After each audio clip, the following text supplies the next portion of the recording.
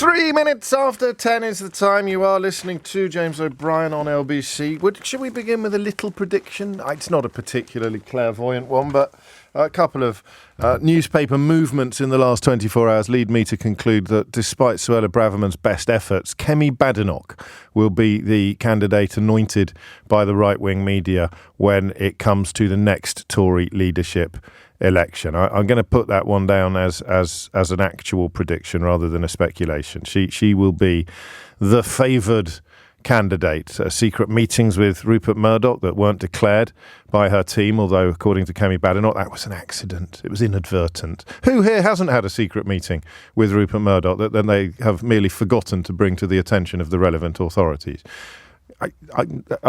Just her then. And the Daily Mail today chooses to treat her with the most fur-lined of kid gloves, and these things do not happen in a vacuum, and they do not happen by accident. So watch this space. But we will not concern ourselves with the next leader of the Conservative Party this morning. We will concern ourselves with the current leader. Do you ever find, I suppose it depends a little bit on how closely you listen to this programme, but do you ever find that you sometimes can't remember whether you collected a nugget of knowledge from the show or from somewhere else? Because we talked about HS2 last week, I think. Was it last week when the writing appeared to be on the wall for the future of the high-speed link between Manchester and Birmingham? And then I read a bit about it, both before and after, and I can't remember whether it was a superb caller to the programme or whether it was something else, possibly a letter to the Times that I read. But I cull from wherever it came from two nuggets that I think are really interesting. And if we didn't, of course, come up with them on the programme last time we addressed this issue, then I can possibly introduce you to them now. The first was this. There was definitely a letter to the newspaper. This definitely didn't happen on the programme, from the fella that had run the first section, which I think came in on more or less on time and close to being on budget. And he wrote a letter to the newspaper in which, unless I dreamt it, of course, which is always the third option. So did it happen on the show? Did it happen somewhere else? Or did I actually dream the whole thing like, I don't know, Bobby Ewing shortly before getting in the shower? I don't know, but I don't think I dreamt it. I'm sure I saw a letter somewhere from somebody heavily involved in the delivery of HS1 saying that, to his shock and surprise, no one had ever spoken to him about HS2. So, that is actually remarkable, isn't it?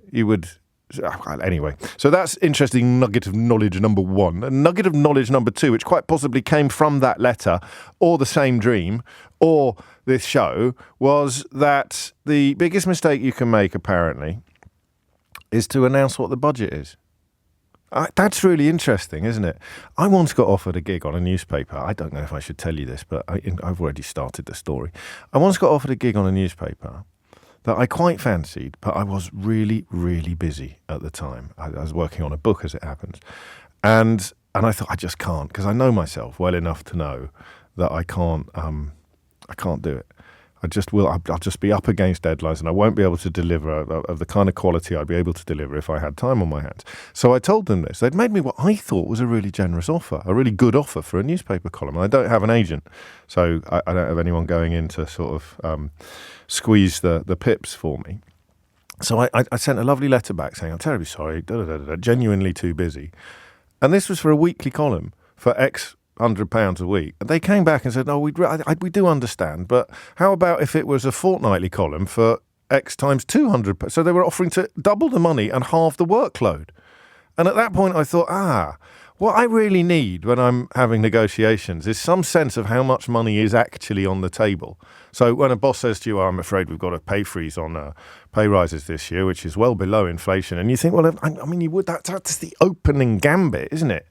But what is the actual truth? What is the point at which your boss's boss's boss's boss would say, all right, that is as far as we can go? So I'm trying to make this personal because I find it very helpful to imagine things in the micro when we're trying to understand the macro. The line there being, known to one side of the negotiating table but not known to the other. I'd love to be able to say, to sort of just put your hand across the table and say, look, pay me, 10% less than the absolute maximum you can get away with paying me, because then your boss will be happy that you've kept it below the absolute maximum, and I'll be happy that it's well above the original offer. But if you're doing HS2, the idea that you can't reveal how much of the budget, how much the total budget is, makes perfect sense when you think about it, because what it means is that all the contractors, they've all got dollar signs in their eyes. Right, I'm going for the Hanna-Barbera depiction of cartoon characters. I suppose they could also be pound signs or euros, but they've all got pound signs in their eyes. You turn up to pitch for work on a project that you know's got a budget of several squillion pounds. You are not going to be coming in with your best possible offer, are you? You're going to be coming in with pound signs in your eyes.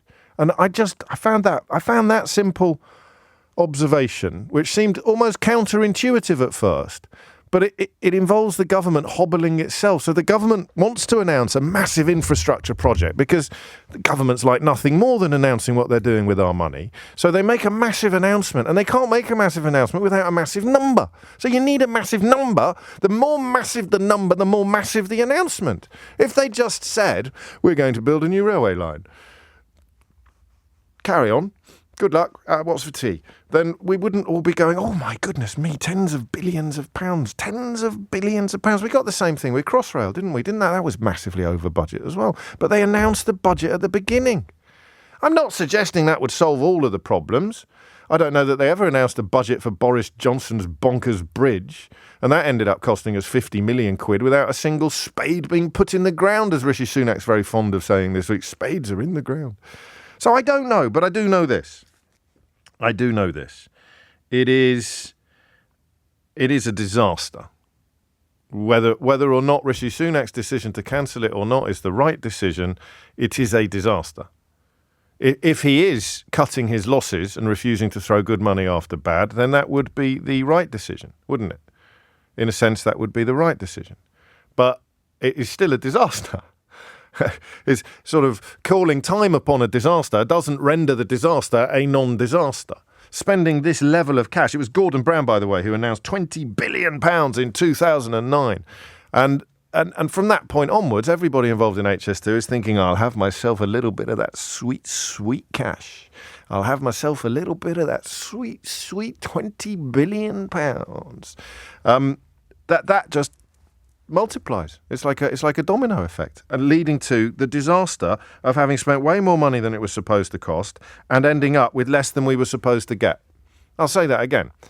Despite the fact that Gordon Brown blew the whistle on it in 2009, everything from that point onwards is on the Tories. And, of course, for 5 years, I suppose, the coalition, it was May 2010, brand new government committed to developing it as part of a programme to create a low-carbon economy. 2012, Transport Secretary Justine Greening gives the green light to HS2.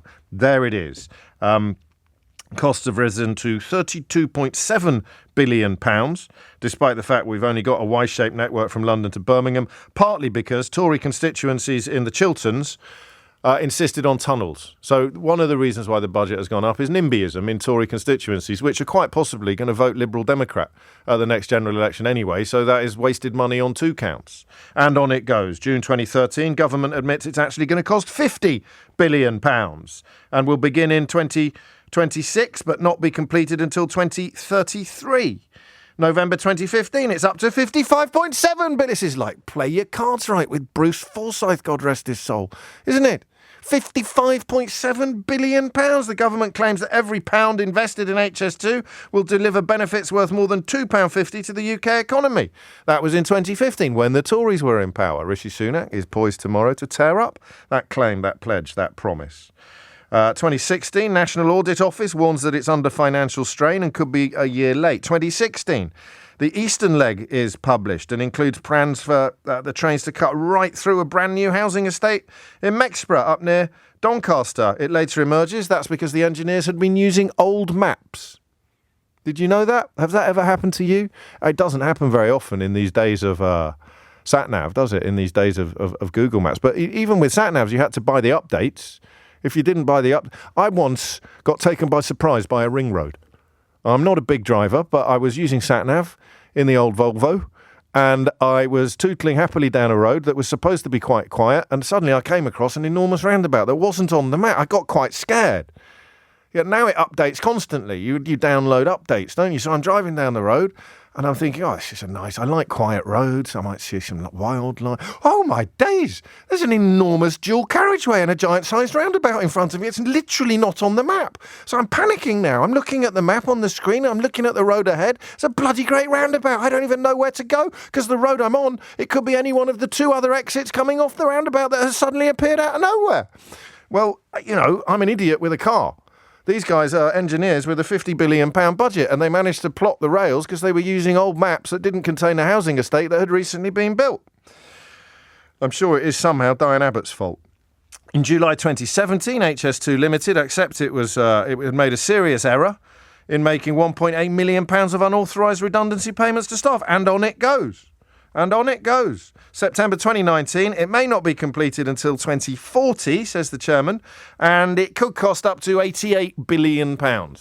So we've gone from 32.7, well, actually, we've gone from 20 when Gordon Brown announced it, but then he quickly shuffled off the political stage. We've gone from 20 in 2009 to 88 billion in September 2019. Wait for it. Higher or lower? Lower, higher. Because 4 months later in January 2020, the cost estimates for completing all three phases had risen to £98 billion. And that, of course, is before inflation kicks in. So those are 2019 values and 2019 prices. And on we go. Boris Johnson in February 2020 pledges to keep building it despite costs hitting £106 billion. 3 months after that, it's admitted that it's gone back. I mean, I'd be here all day. I'd fast forward to September 2023, or last month, as we also call it.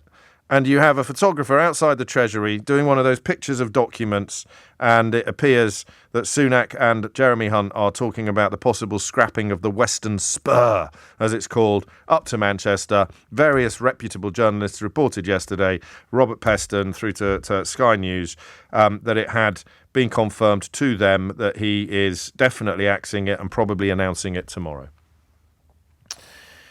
What an almighty mess. If he is cancelling it, which I think is about 80 to 90% certain, it doesn't stop it being a disaster, but it stops it being his disaster. If he's making the wrong decision, he has taken a disaster and polished a disaster to a high new level of burnish. He has turned a disaster into an uber disaster, a mega disaster, an even bigger disaster. And I think, and I speak as someone raised in the Midlands and educated in the North, I speak as someone who really does see this as a middle finger raised to the north of England.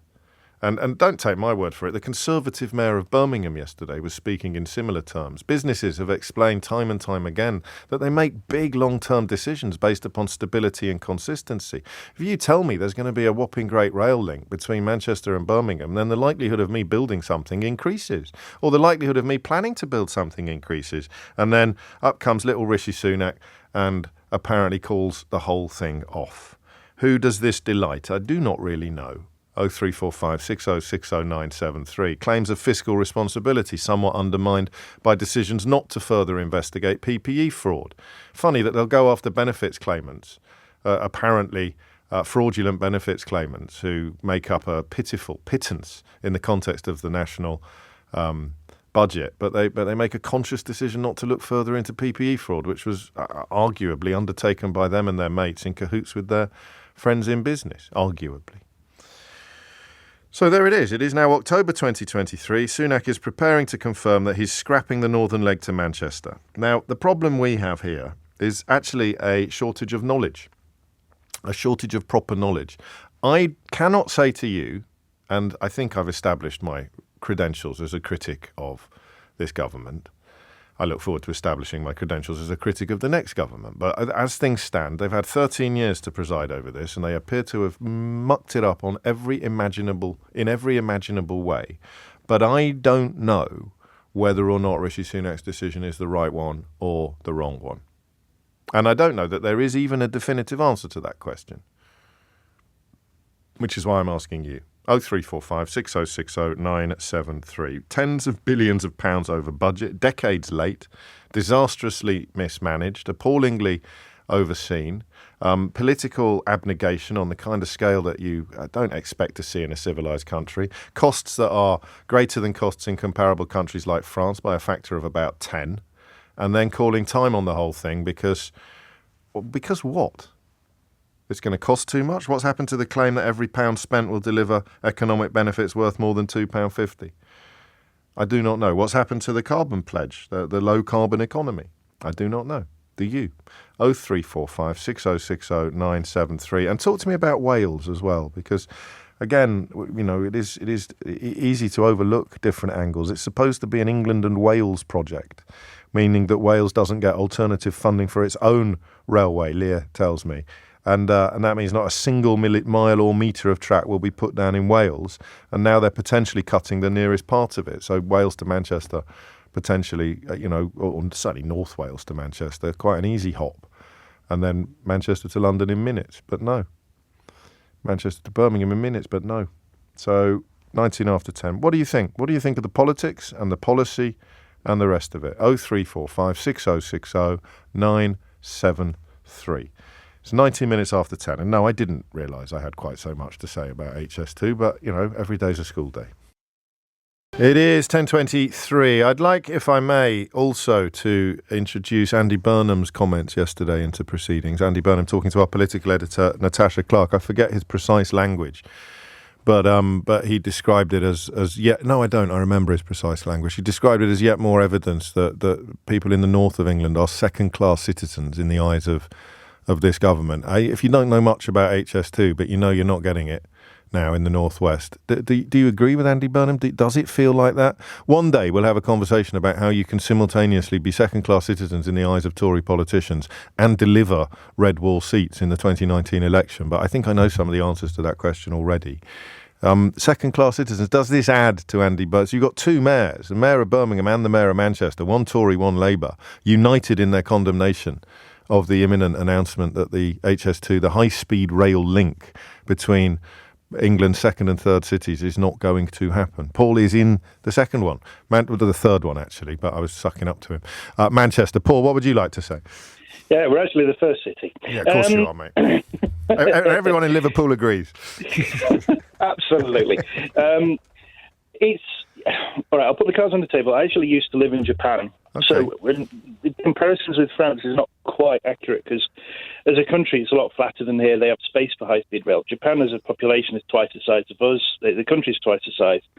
So, in terms of density, it's actually higher than us because they've got more mountains. Okay. So, but they still manage to fit a high-speed rail line in. So do the South Koreans. And when people say, "Oh, we're small," it's like, "Well, South Korea is even tinier." Yes. They have one. So does Taiwan. So the idea that only big countries could use it is ridiculous. Yes. But the whole thing about high-speed rail isn't just moving people fast. The problem with high-speed rail is that what you're doing is taking the express services off regular lines where they block up loads of space, so then you can fill that space with local services and freight trains. Yes. The town I used to live in, we had three major factories. One of which, big claim to fame, which nobody cares about, is that it produces about 70% of the world's piston rings. Okay. Not once did I see any kind of heavy trucks driving through for that factory. It was all small trucks delivering a container to a freight yard at the local train station, because there's about 8 freight trains a day passing through. Gosh. Because there's no high-speed services.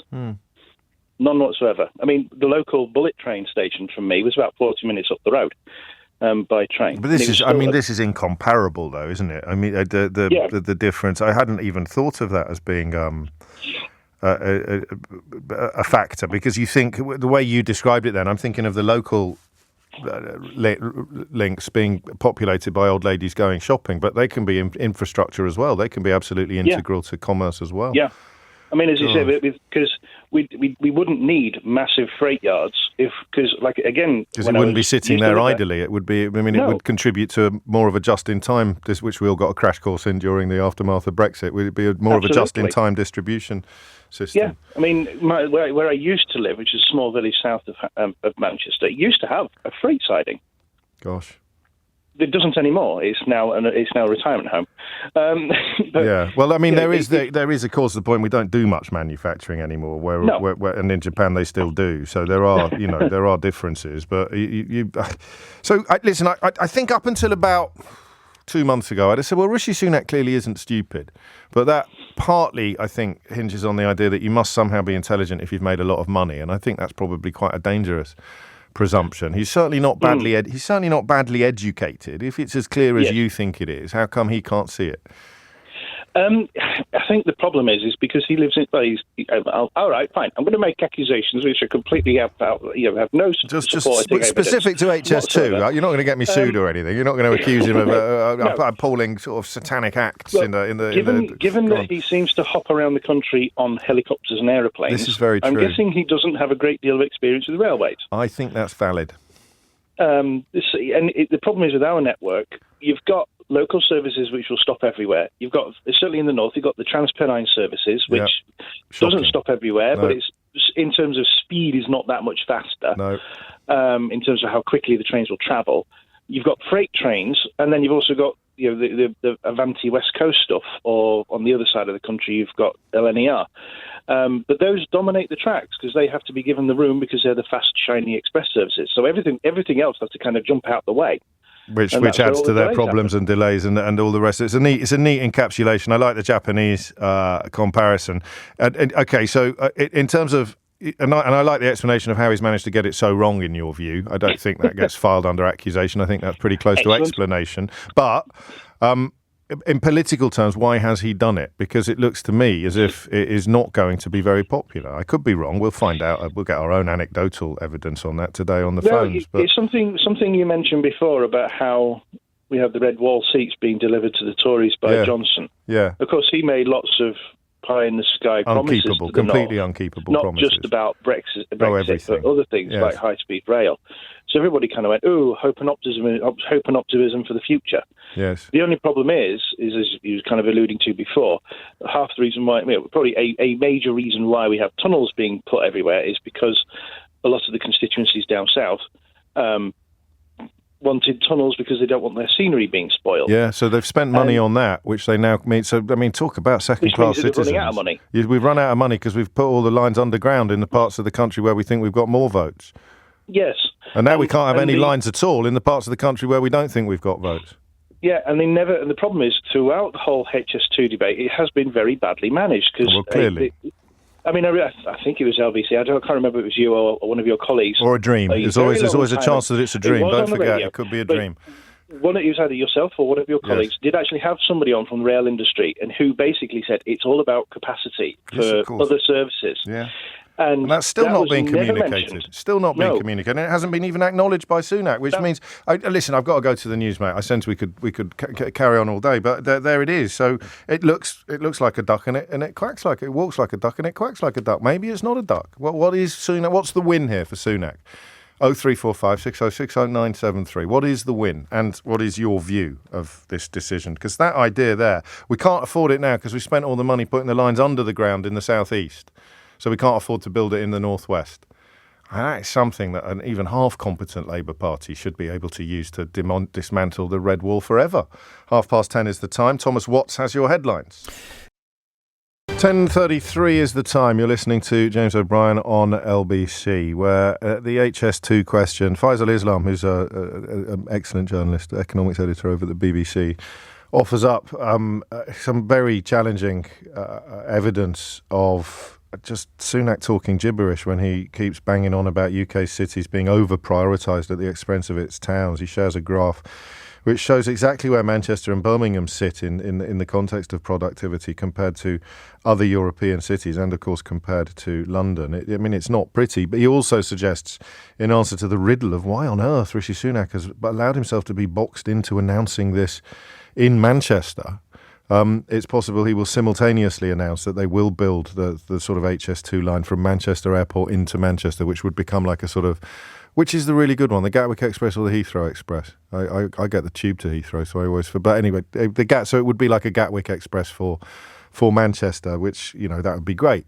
But nothing like as good as having really, really quick links to the rest of the country. So I come to work on public transport every day, not reluctantly, to be honest with you. I used to get a fancy schmancy car into work every day, but Greta Thunberg came along and inspired my children to insist that I stop doing so. I suppose I could get an electric one in, couldn't I? But I quite like it now because I can read on the tube. I can't read in the car. But I get a bus and a tube most days. Just a bus to the station. And I actually had a bad morning today. I got in quite late enough for my producer to send me a text at 9 o'clock asking if everything was okay. I can be in on a really good day, I can be in by shortly after 8 o'clock.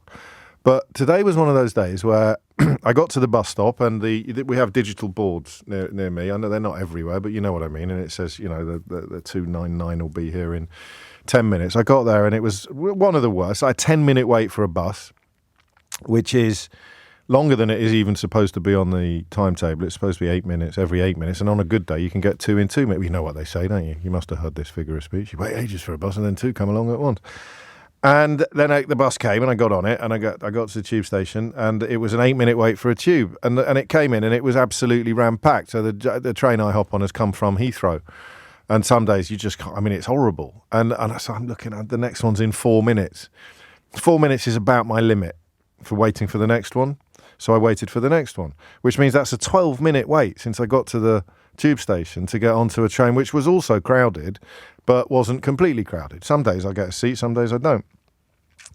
And I did find myself thinking, what's it like in other big cities? London, one of the best and one of the biggest cities in the world. And I'm coming in from a suburb, but not the boondocks, and that is a 20-minute variation between a good day and a bad day on how long it's going to take me to get to work. It surely should be better than that. I'm not suggesting I should walk out of my house, step onto a bus, step off the bus, step onto a train, although, my goodness me, that sets you up for the day. Have you travelled by public transport in such vicarious circumstances as I do? There's something about it's like a fruit machine. It's like 3 melons coming up on a fruit. So you walk out of the house, you see, some days I get to the corner and the bus is at the other corner and I know that I can walk at my normal pace and the bus will come up the road as I walk down the road. The bus will pull up at the bus stop because you've got to be sure there's someone there to hail it. There's nothing worse. But anyway, I digress slightly. And I don't have to increase my pace at all. And I can walk and just keep walking. And the bus doors open and the 2 people at the bus stop get on. And I will just slide in behind one of them without changing my pace at all. And I'm on the bus. And then you get off the bus and you walk and you go through the barrier at the station. You go down, you're at the top of the stairs and you see the train just coming in on the horizon. So you don't increase your pace at all. You walk down the stairs and you don't get on the first door. You keep walking at your normal pace because you do it every day. You know exactly where the train's going to stop. You get to the door you like to get on because it leaves you opposite the exit when you get to the other end. The door's open and you haven't changed your pace at all and you step onto the train. That happens 3 times a year. I've just given away the fact that I keep count, haven't I? Yeah, I keep count, and I don't care who knows it. That happened in the last year or so. That has happened 3 times, and it's been close on other occasions. I've had to hurry up a bit, but 3 times I've literally not changed my pace from leaving the front door of my home to getting off the train at Leicester Square, and it is something like a planet's aligning moment, like 3 melons coming up on a celestial fruit machine. It just sets you up for the day in such a whatever is the opposite of discombobulated. Everyone's going to text me combobulated now. Rarely do I feel more combobulated than when my public transport choices align in such a magnificent fashion. It feels good. It feels good. Why does it happen so rarely? I don't know. But I mention it because on a meta level, on a national level, knowing that you can get around the country really quickly and easily is so obviously for the public good that I need you to tell me why a Prime Minister would elect to reverse plans to introduce it. 10:38 is the time. Mike's in Oldham. Mike, what would you like to say? Hi, James. First time caller. Welcome. Well, first of all, James, if they don't build it, it'll be the most expensive branch line in the history of the world. Yes. And make this country a laughing stock. Well, we're arguably that we're already a bit of a laughing stock, aren't we, Mike? Well, we are really, yeah. And I think the reason he's done it, he wants the money for tax cuts for his rich friends. Do you think it's that simple? Do you think it's that? He frees up about £5 billion. I don't know how far that goes in the context of tax cuts, but at least, unlike Liz Truss, he'd be able to say they are funded. Yeah, well, I think it's one of the reasons. And also, it's a typical Tory thing, the price of everything, the value of nothing. It could be that simple. They don't give a toss about the north of England. Well, does that come through to you? Because I heard Andy Burnham say that yesterday, and I found myself thinking, do you know what? I don't know how you can spin this. This has been particularly when you bring the tunnels into it, Mike. So if you live in the Chilterns, they've stuck them all through underground to improve the view, and you're not getting any of it. Exactly. But the thing is, there was another route for this.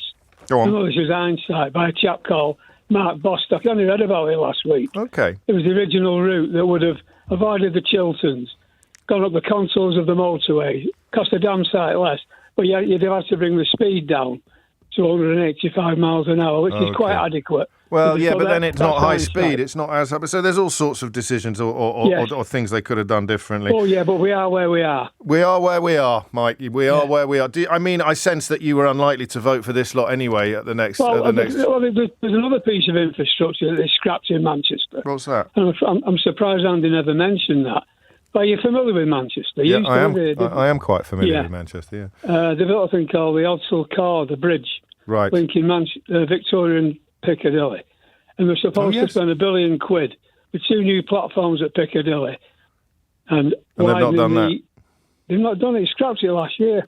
I wasn't across that. I should have been. Are you a Latics fan? No, United. Every time I see Latics, they lose. They beat us last year. They beat us on Tuesday night somehow. Yeah, I don't think they deserved it, to be honest with you, Michael. But it's becoming a familiar experience for Kidderminster this season.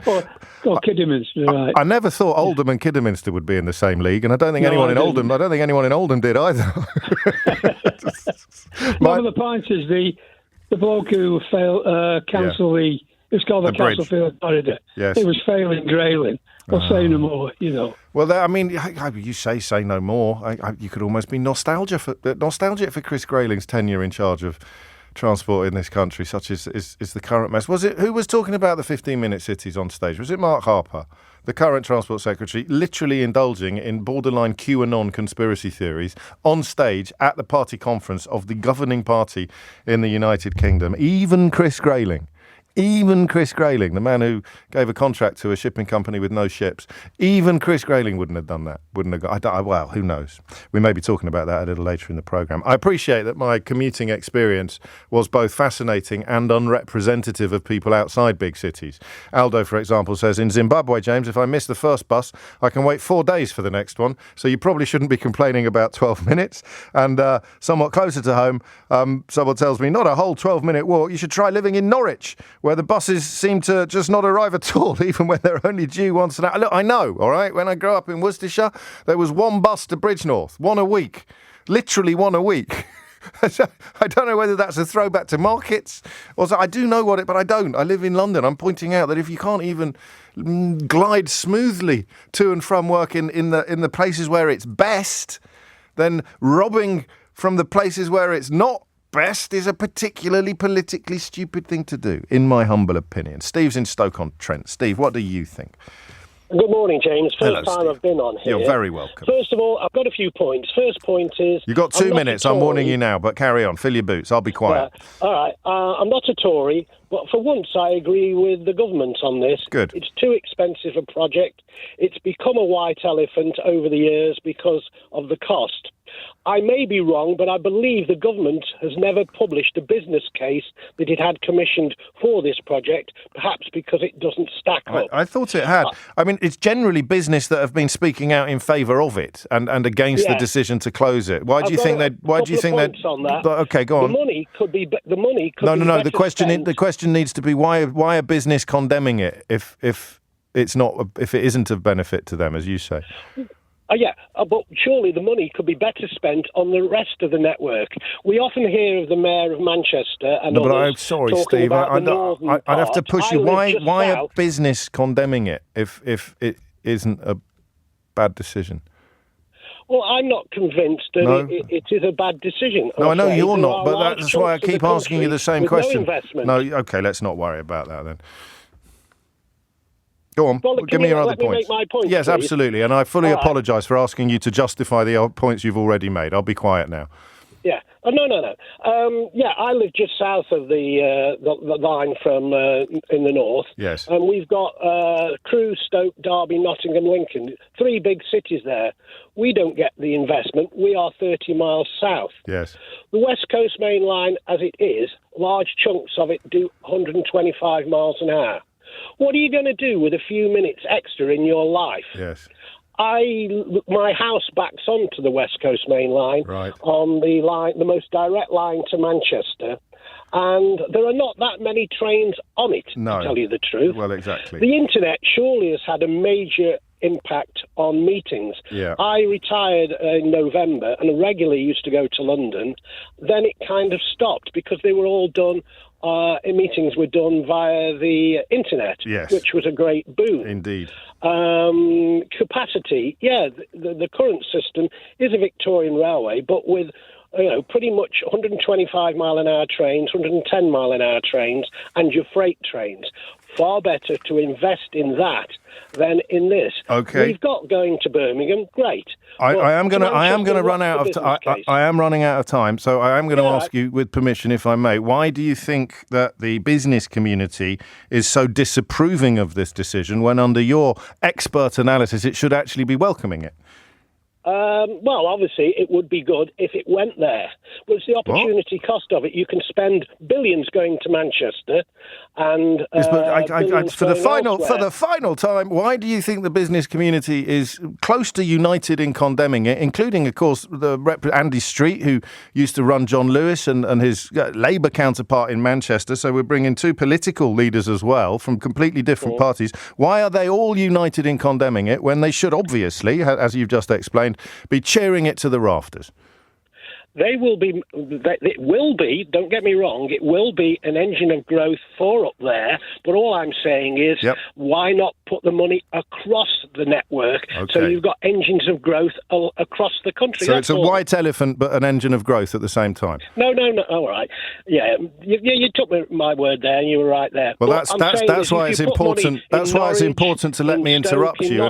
Yes, I know, I heard what you said, and you also now have heard what you said. And on we go. It's 10:46.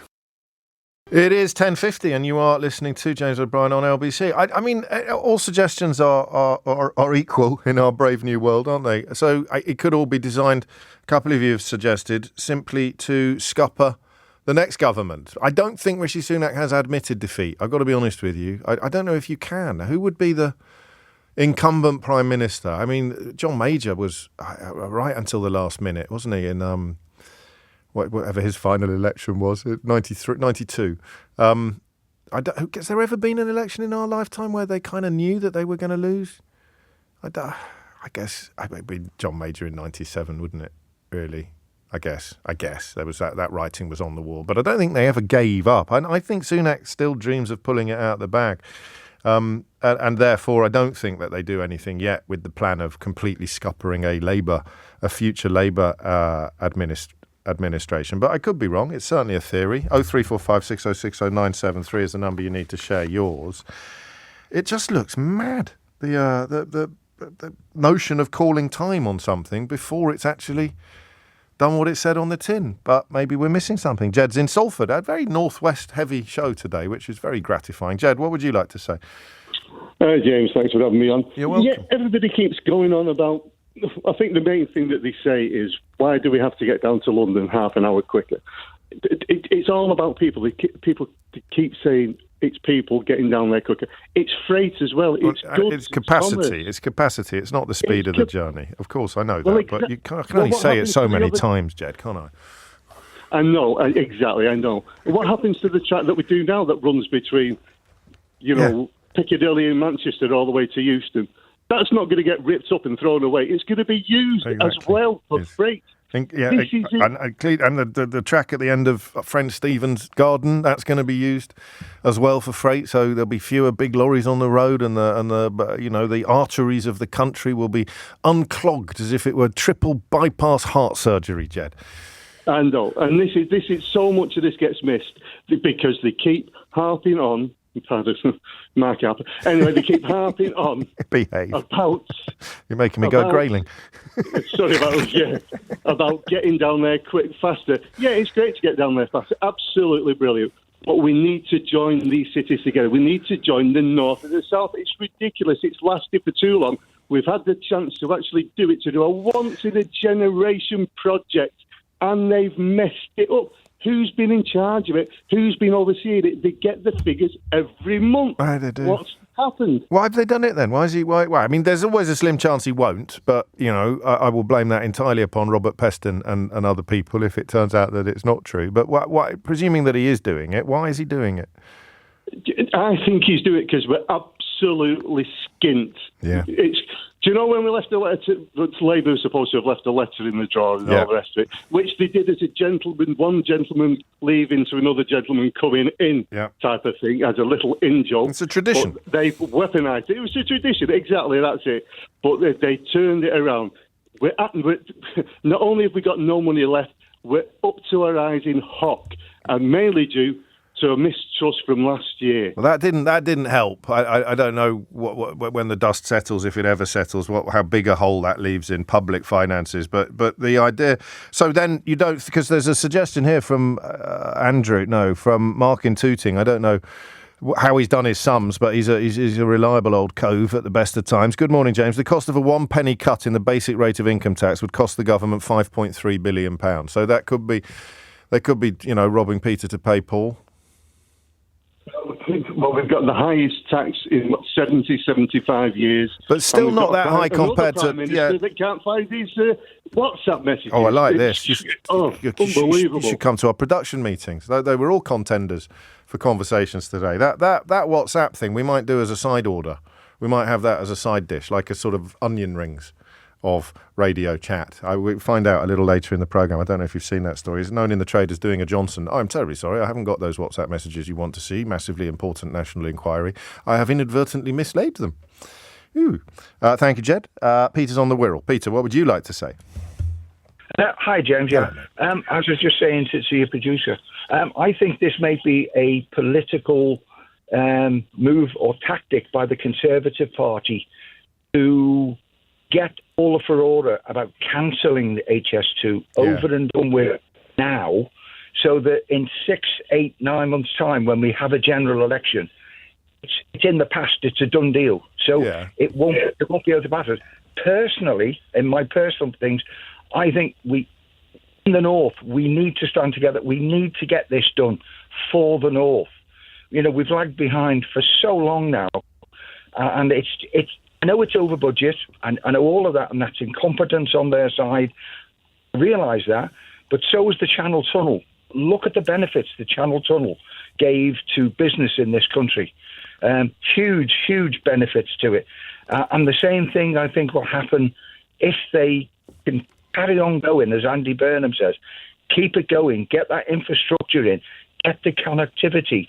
It will help us. However, it's a personal belief. I think the Conservative Party machine absolutely don't care whether it goes forward or not. Well, he's coming. You say that he's coming under attack from people that he would usually be expecting support from. Andy Street, I won't let HS2 go without a fight. Priti Patel suggesting that he should look at reducing costs rather than scrapping it. That these are, you could loosely describe them. Well, in the case of Priti Patel, it's a remarkable thing to have to say, mate. But these are Tory grandees now. These are the Heseltines of the future, and they're opposed to it. So, who does it appeal to? Who thinks yes, good work? Well, because I don't know, James. I personally, and I'm 70 odd years old now. I've watched the Conservative Party for a number of years. I believe the Conservative Party don't really care. The Conservative Party is the important thing, and Priti Patel and the other people. This is about leadership of the Conservative Party going forward. I don't see anyone cheering. That's the weird thing. Maybe I'm looking in the wrong places. And Stephen in Stoke notwithstanding. Although even he conceded it would be an engine of growth after dismissing it as a white elephant. It can't obviously be both, but and also £5 billion on an overall spend of 100 billion quid, even if it was supposed to be 30 billion quid, you'd sort of, I mean, at risk of sounding like a victim of a scam, you are actually going to get it at the end of the tunnel. Pardon the pun. It's not a non-existent project like a lot of the things the Tories are also promising at this conference. Thank you, Peter. Last word on this, and it'll have to be brief, to Barry in Hayes, back down south. Barry, what would you like to say? Well, the Tories need congratulating because they've accidentally, by terminating at Old Oak Common, levelled up Notting Hill Carnival. You're being a little bit facetious. I hate to break it to you because it spoils your joke. But I think that the Euston bit is back on the table. The thing is, at the end of the day, it's just a mess. And yes, the thing is, it should have been a water supply transfer line, not a train. Times have changed. The big companies, logistics, insurance companies, even the BBC have all left London due to the cost for their staff. I mean, we have the joke that basically you can't work in London anymore if you're actual proper working class, building trade, delivery. You can't live in you live on the fringes. The BBC haven't, just to be fair. They've opened Salford, but Broadcasting House is absolutely throbbing with humanity. And I know they've shut down White City, but it's not strictly true to say that. The logistics of, I work in the building trade. I live in Camden. I'm moving out to Bushy. And the reason being, I save £1,000 a year in parking permits alone. Can't argue with that. And your property will be a lot cheaper as well, presumably. Everything's cheaper. No ULEZ zone. I'm outside the ULEZ. Yeah. That's another charge gone. I can go. It's only a charge if you've got a non-compliant car.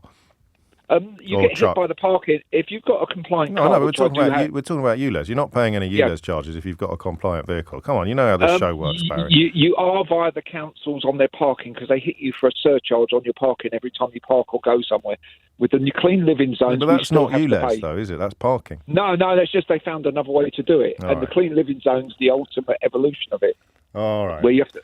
So, it's just, I'm coming out of London. I've lived here for most of my life, and you can't work here as a small businessman anymore. The works, the costs for the tenants, even the poor tenants I visit can't afford the charges of.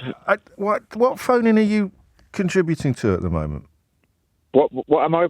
Sorry, come again? What phoning are you contributing to at the moment? The HS2 one, I suppose. It's like, so what's you moving to Bushy got to do with Rishi Sunak closing the Birmingham to Manchester HS2 link? Well, the thing is, one of my friends has an actual I'm going to make you answer this question, Barry. Okay. The direct effect... the answer is absolutely nothing, James. I apologise for wasting your time. And I can't quite believe I've managed to bring ULEZ into it either. So I'll ask you again, what has you moving to Bushy got to do with the closure of the Manchester to Birmingham HS2 link? I have family in Manchester.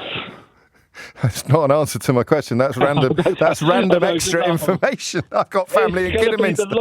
It's going to be the longest replacement bus service ever. Now you're back to the jokes. Okay, I demand an answer to my question. What has your mooted move to Bushy got to do with Rishi Sunak's imminent announcement? I'm just saying. It's just like everything in London is a mess now. You keep saying that, and yet if it's capable of generating all the money that you've just described, they must be doing something right. And if you look at the graph, sad though it is that people have to move out of their childhood haunts. Obviously, no one's going to be celebrating that. But some of what you say, much of what you say, is just categorically untrue. The whole idea is to make what you should have said is that HS2 would have made other cities more competitive with London, which means that the what did Stephen in Stoke call it? The engine would become much bigger. So you wouldn't have London out on its own as a generator of wealth, out on its own as a commercial hub, out on its own as an economic powerhouse. You would be able to spread that around the country a little more, which might, and it's a very big might,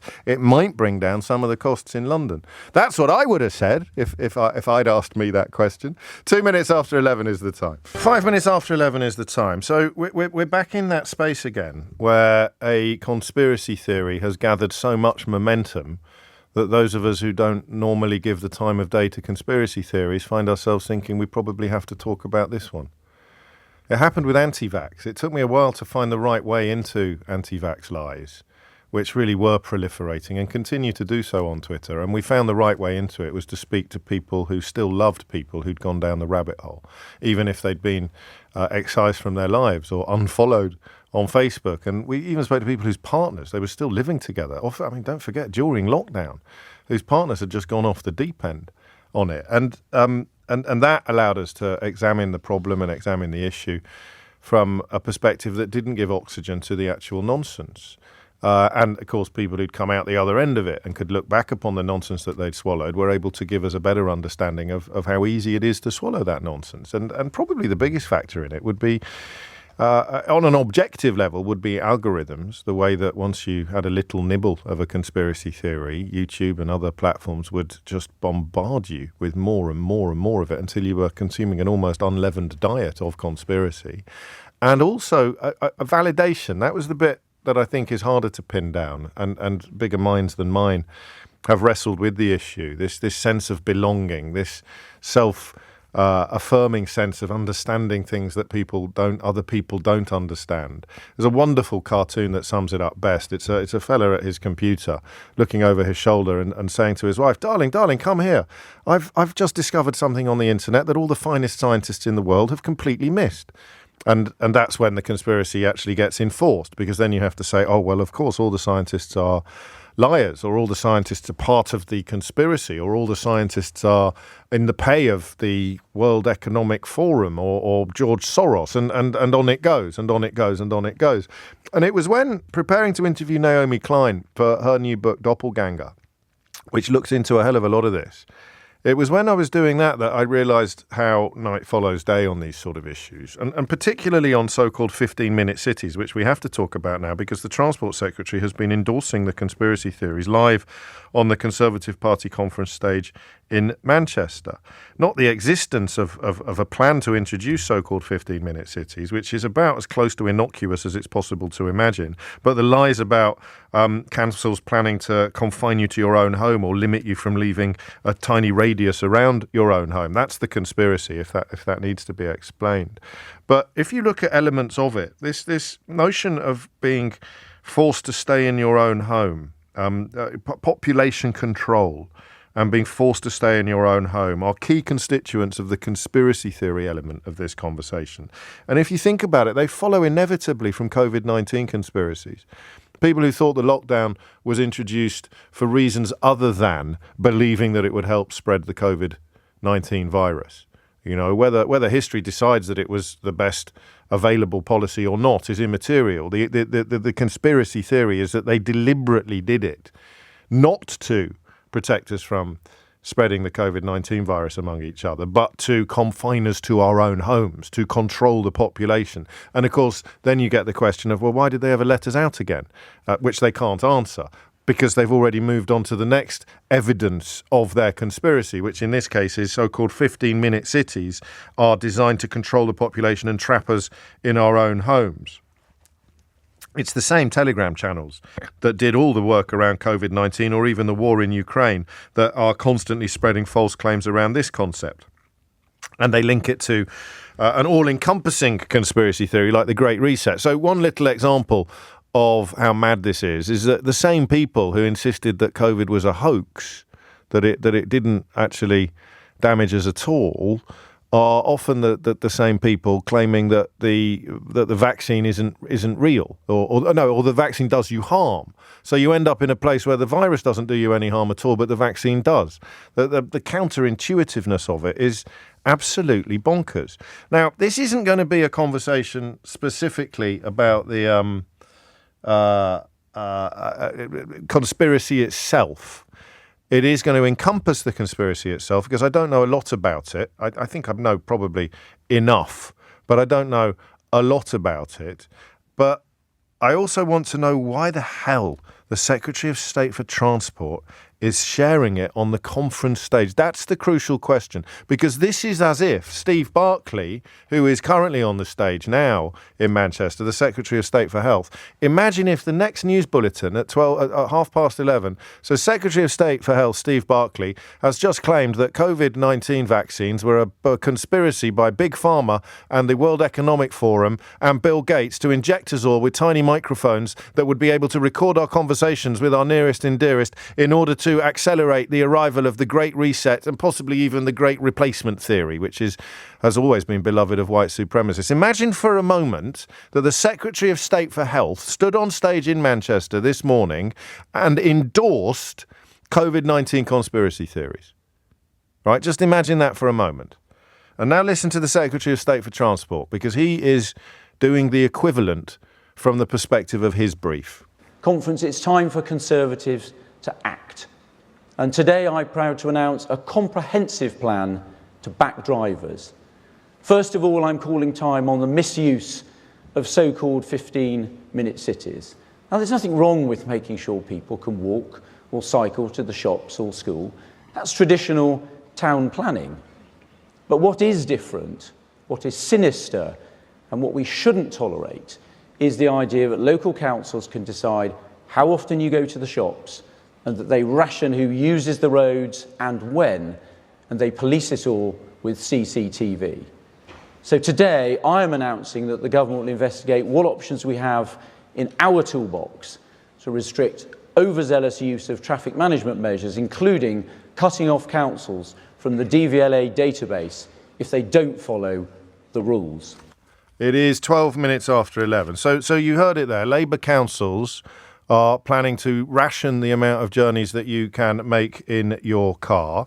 There's a politician called Andrew Bowie who found himself on the radio yesterday being asked about this. He's an Under-Secretary of State at the Department for Energy Security and Net Zero. That's the Secretary of State for Transport claiming, can we cut to the end of it? Can we get the little bit at the end of it as well so I can play it again, where he just goes in on the rationing of journeys and the confining the amount that you can take? And because I can't swear on the radio, as you know, and I very, very rarely do, but it is the biggest load of Horlicks you're ever going to hear from a cabinet minister until the next one stands up and starts talking complete Horlicks. It makes Rishi Sunak's claims about banning the meat tax or getting rid of those 7 bins you have to use to do your recycling look almost visionary. So that's the point. And here is a politician, a colleague of Mark Harper, being asked relatively straightforward questions about evidence for Mark Harper's claims. We do not want local authorities dictating to people that they must choose to access those services within 15 minutes of their house, or however often they might need to access those services. That's what Mark Harper was saying today. Of course, we want more services to be available locally and close to where people live. That's an eminently conservative thing to support, but we're not going to dictate to people that they must only access a service or go shopping within a 15-minute... I understand you. I hear you. But this really gets to the heart of where the Conservative Party is positioning itself and how it is trying to conduct a debate. Nobody is proposing that they'll dictate whether you have to go within 15 minutes. They're saying, wouldn't it be nice if you could get to a shop within 15 minutes? You're not disagreeing with that. Labour are not disagreeing with that. There's no argument over that. No one is saying you have to go to the shop on a Tuesday morning and your shift is this and you can't go to that one. That's just not on the agenda. So why make the argument, pretend there's an argument about somebody dictating how often you can go to the shops? No, but people are concerned that their liberties are going to be infringed. Because you're making them concerned. You're spreading conspiracy theories, aren't you? There is no nonsense. I mean, these are proposals we're seeing from local authorities up and down the country to create 15-minute neighbourhoods and communities. And whilst we support the access of services at a very local level, easily accessible by as many people as possible in their local area, what we don't want is local authorities moving down the route, which could happen, of them dictating to people where they must access services. I mean, this is actually extraordinary. It is not happening. It is not proposed. It is not controversial. It is entirely desirable. But the Secretary of State for Transport has elected to inflate a conspiracy theory live from the conference stage, leaving his colleague there on the PM programme with Evan Davis on Radio 4 yesterday. And to be fair, you don't often hear BBC journalists coming pretty close to calling government politicians liars. For him to actually describe it as a conspiracy theory, that's a moment in BBC journalism that, as you know, I felt we should have reached about 10 years ago, or certainly 7 years ago. But that is a moment in journalism. The fact that the Secretary of State for Transport feels he can say it from the conference stage is a mark of what a poor job many journalists have done in calling out the steps towards this moment, the steps towards this position. But there he is, talking utter gibberish. culled almost entirely from your Auntie Doris's Facebook page and anti-COVID or COVID hoax Facebook pages and Telegram channels. And then when a colleague is asked to provide evidence, he first of all claims there is, and then says, well, there isn't, but there might be one day.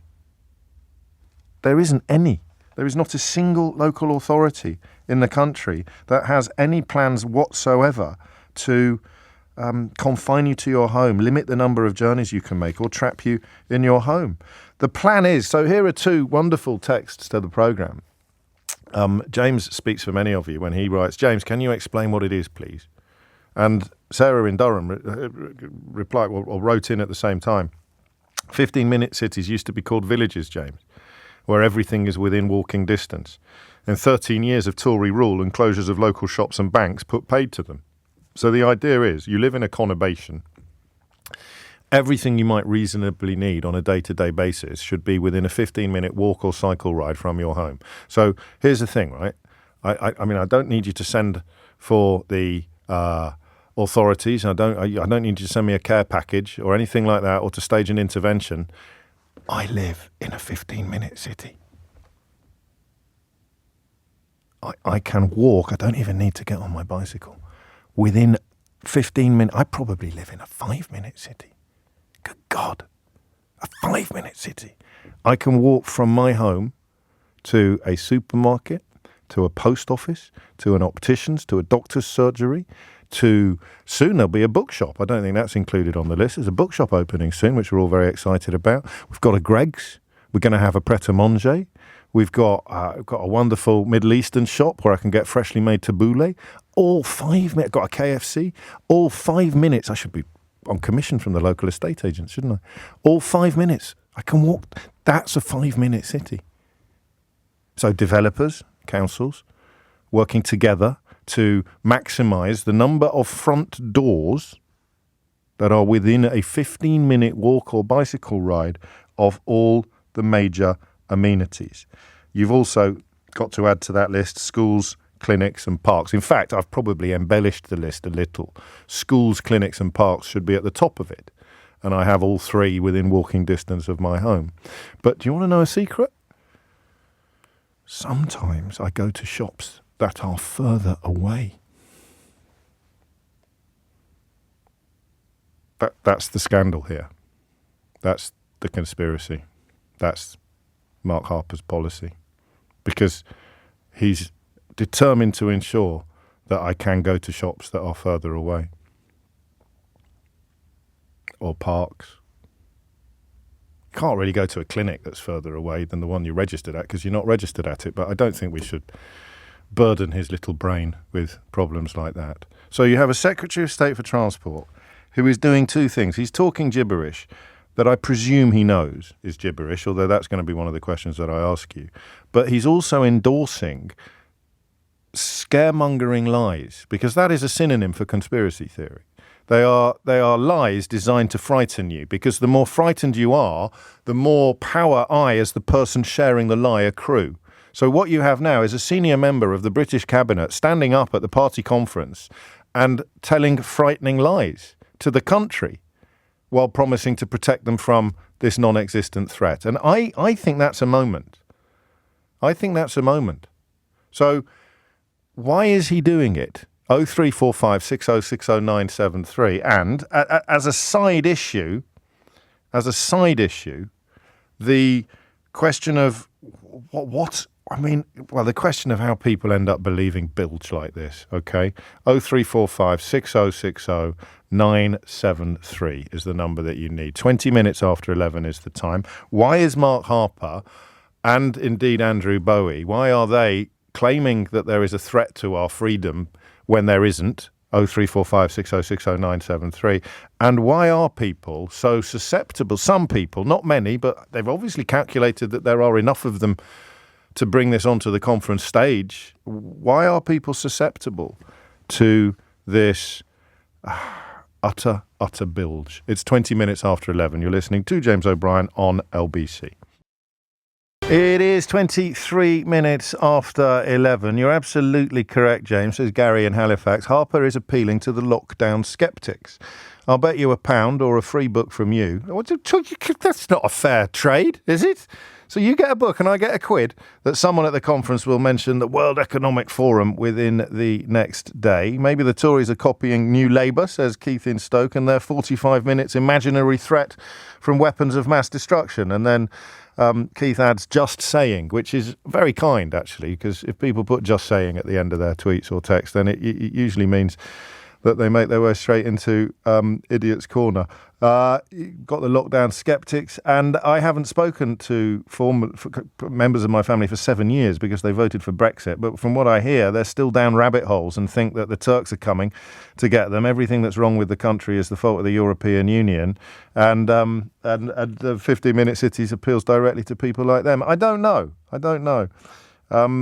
0345 6060 973 is the number you need. If you can tell me why Mark Harper is bringing a bona fide copper-bottomed conspiracy theory onto the stage of the Conservative Party conference. Because I genuinely don't understand why.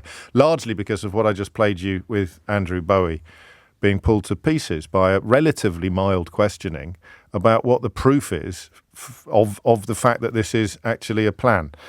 Hit the numbers now, you will get through. And I think I've explained what it is. So if you need to know what it is, if you're not part of either the conspiracy or the cognoscenti, then it is a deliberate drive towards making sure that everyone in a city lives within a 15-minute walk or bike ride of all the basic services they will need. The question of how anyone's managed to turn that into a negative is one that we should probably ask as well. Max is in Chelmsford. Max, what would you like to say? Hi, James. First-time caller, long-time listener. Welcome a little bit nervous. It's only me. I think the Transport Secretary is just basically trying to get votes in from as many votes in as possible, really. So you don't think there's any votes to lose on this, then? No, because I feel like they're playing off the conspiracy card, because I feel like pre-COVID, not everyone was using the internet as much as they are now. And post-COVID, even my mum, for example, she was never into technology before, but now she's addicted to Facebook Reels, and she was even caught up in some of these conspiracy theories through Facebook. What does she get out of it? What does she get out of it? I guess a sense of importance and feeling like their voices are being heard. Yeah. It's mad that someone who's been in power for 13 years, or a government that's been in power for 13 years, would be appealing with conspiracy theories to people who feel disenfranchised and dispossessed. But if we were completely cynical about it, then the answer would be, well, it works. It makes him more likely to get your mum's vote.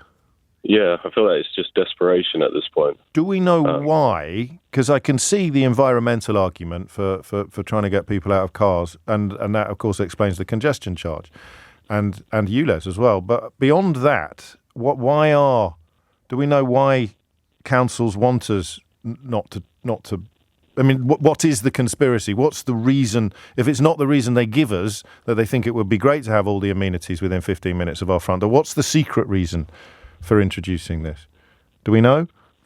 I couldn't think of any off the top of my head, to be honest with you, James. We're going to have to invite someone to ring in and tell us, aren't we? Because, I know the broad talk about great resets, but I never know why why are they doing it? Why don't they want me to have a shop within 15 minutes? Or rather, what's the secret negative then becomes a question as well. Max, take care. Great debut. 27 after 11 is the time.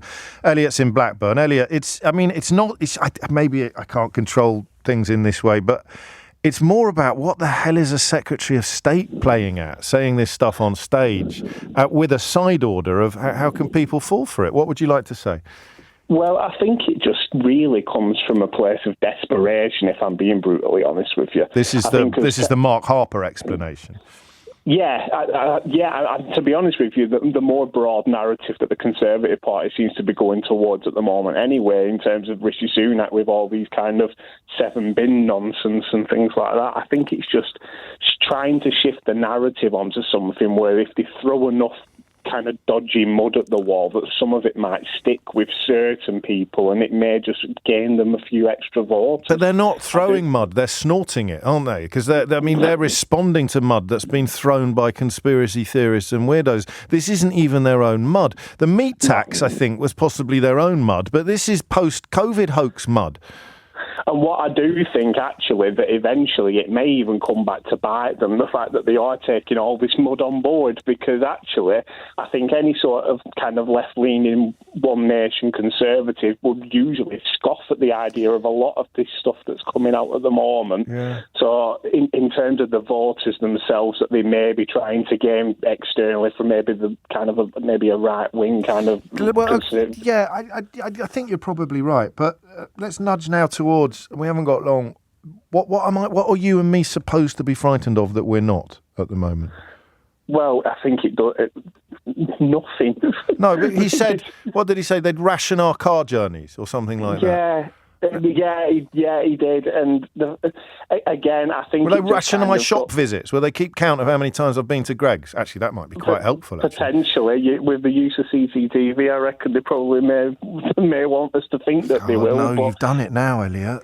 I know. Because you know what's going to happen. What's going to appear by lunchtime is someone's going to claim that this plan now by the government, which I don't really like the look of, but I don't know if you've heard that they're going to use your passport photo and CCTV to track down shoplifters.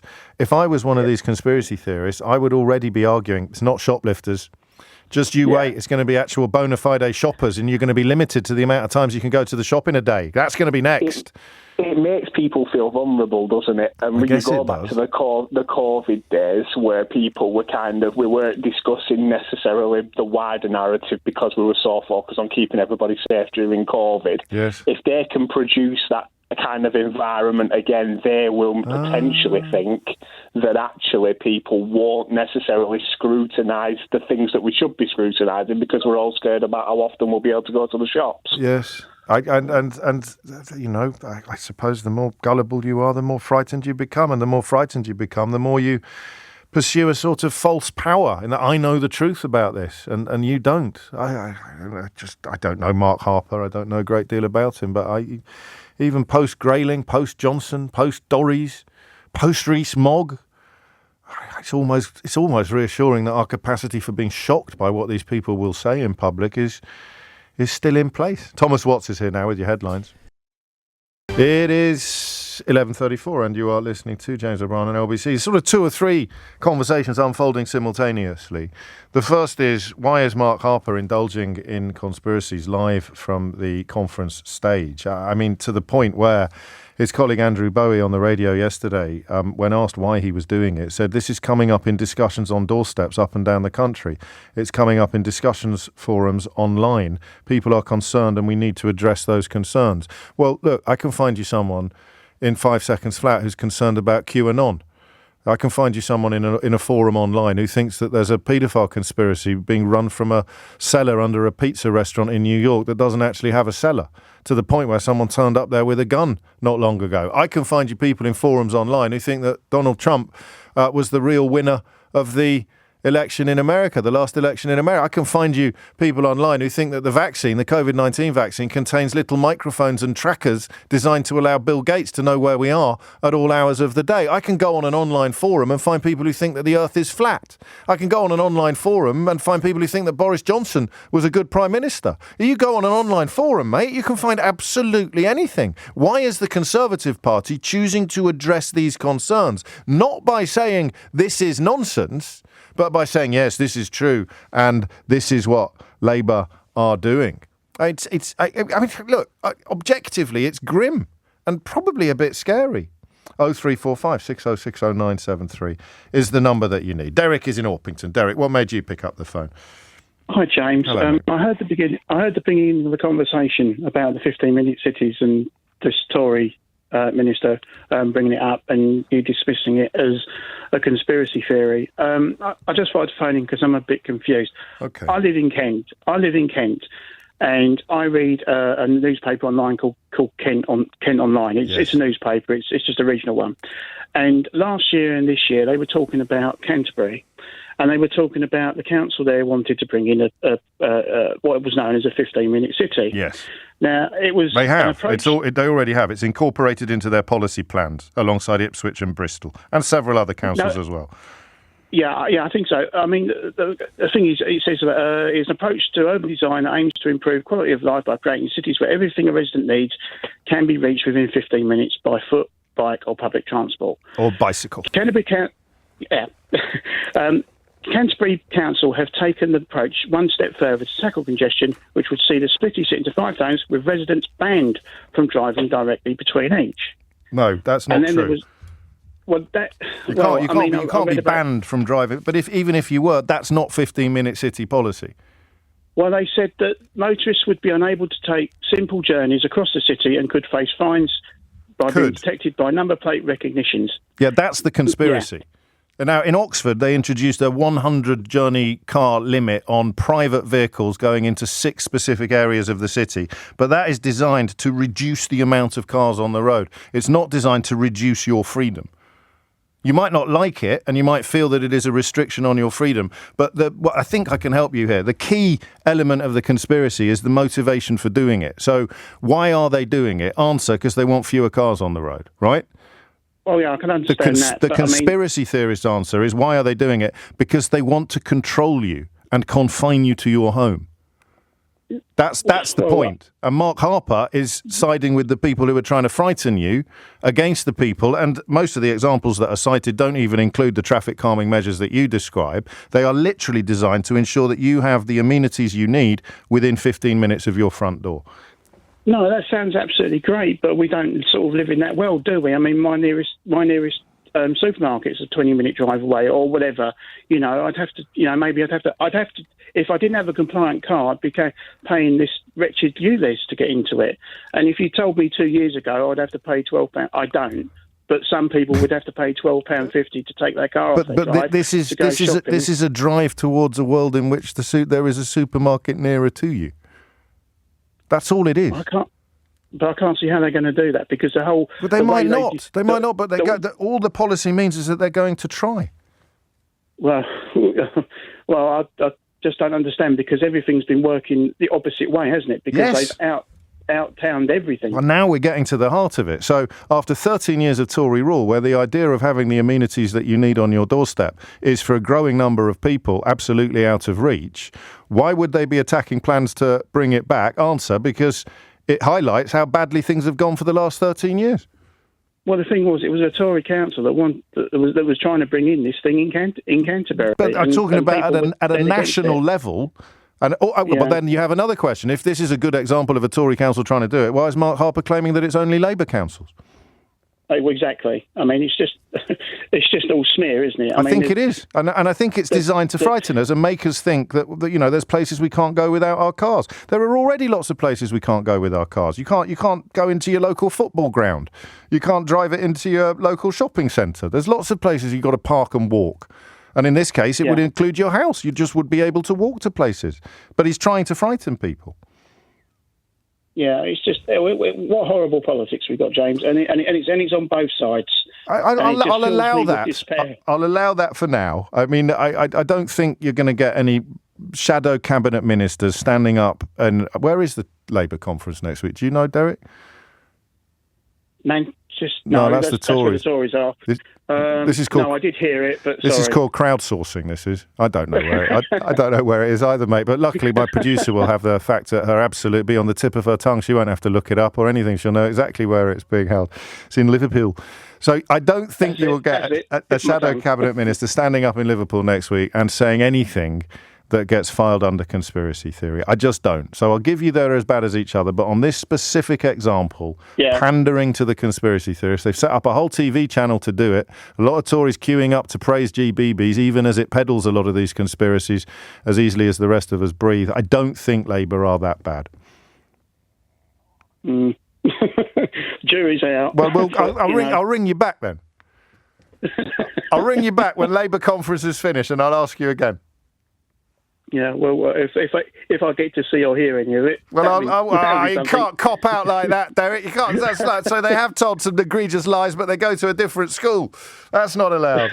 But anyway, I hope I've explained a little bit about the confusion surrounding this issue, the idea that traffic calming measures are designed not to calm traffic, but to curtail our liberties. It plays very well, I think, to a certain type of motorist, not just a certain type of conspiracy theorist addict, but it is really, really dangerous for the reasons that are becoming ever clearer. 11:41 is the time. Jana is in Leytonstone. Jana, what would you like to say?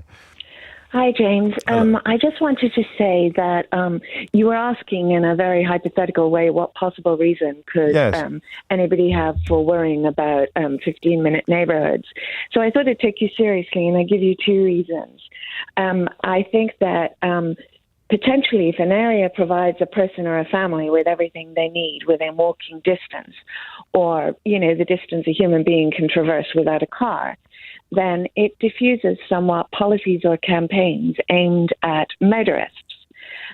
Because, if you only need your car every so often in order to go and, go to a lumber store to pick up a big load of wood or something, then you can be less vulnerable to that kind of nonsense.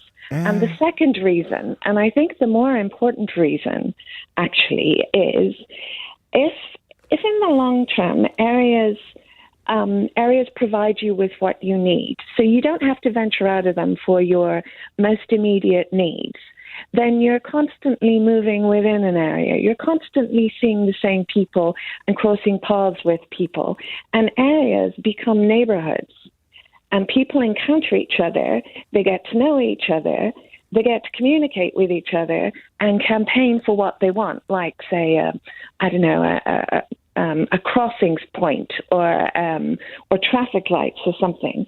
And if you get to know people, then you're less likely to be afraid of them, which makes you less vulnerable to conspiracy theories and less prone to being herded by fear.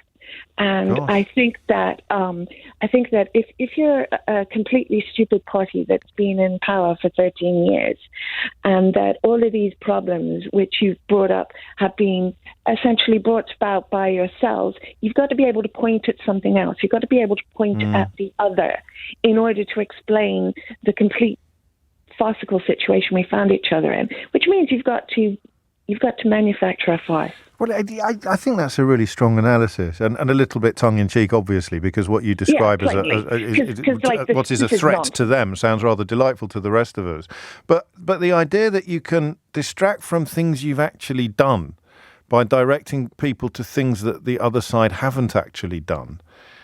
Actually, now I've said those words out loud, it does work, doesn't it? History has taught us that it works. It absolutely does. Yes, of course it does.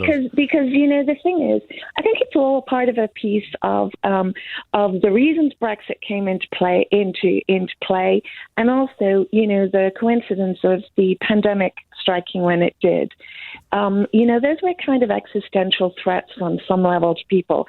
They provoked people's fear response. People's fear response is, instead of hovering around a neutral of 0, it hasn't gone back to that, and everybody's sort of hovering around 3. Everybody's more inclined to be triggered. You've got further to go.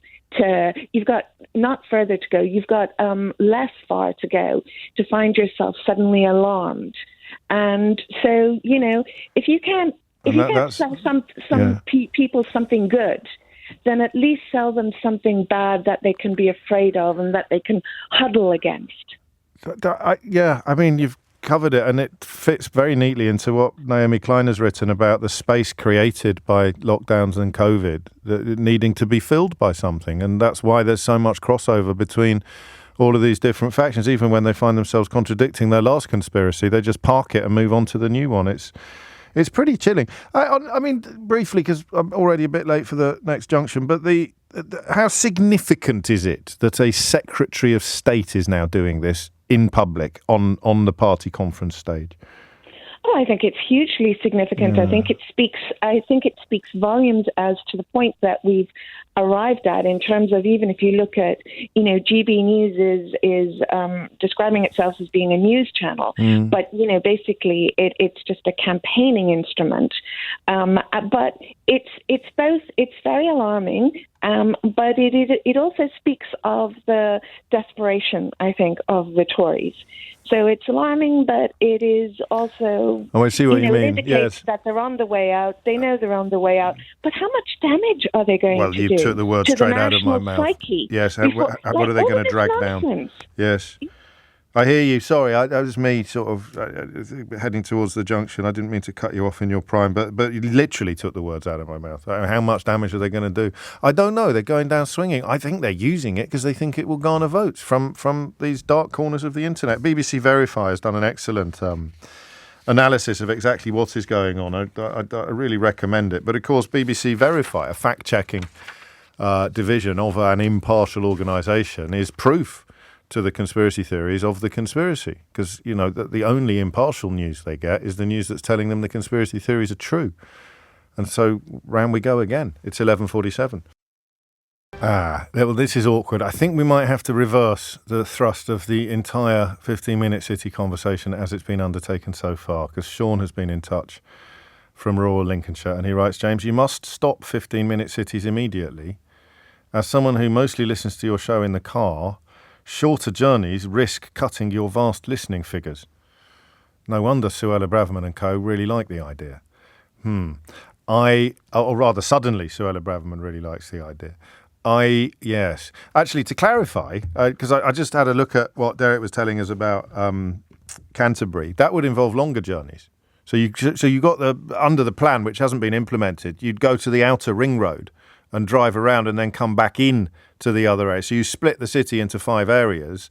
You can't drive from one to the other. You have to go to the outer ring road and go round it and then come back in again. So that, and as he pointed out to us, it's a Tory council, but that, of course, involves motorists being forced to make longer journeys, not being forced to make no journeys, but to make longer journeys than they would have done already. So everywhere you turn, you can see why the conspiracy theories take hold, because, well, it's either confusing or it's not what it says on the tin. The question of why Mark Harper is trying to inflate it for votes becomes actually more sinister all the time. 11:52 is the time. Jackie's in Stuttgart in Germany. Jackie, what would you like to say? Morning, James. Well, the last 2 callers were absolutely fascinating. Well, weren't they? Funny you come back to Derek, because I was just thinking that's precisely the kind of voter that this is aimed at. Yes. He's got sort of half a story and can't believe that this government would be so egregious as to spread utter twaddle. Yeah, and no blame on him, though. That's a perfectly normal... good. Yeah. It's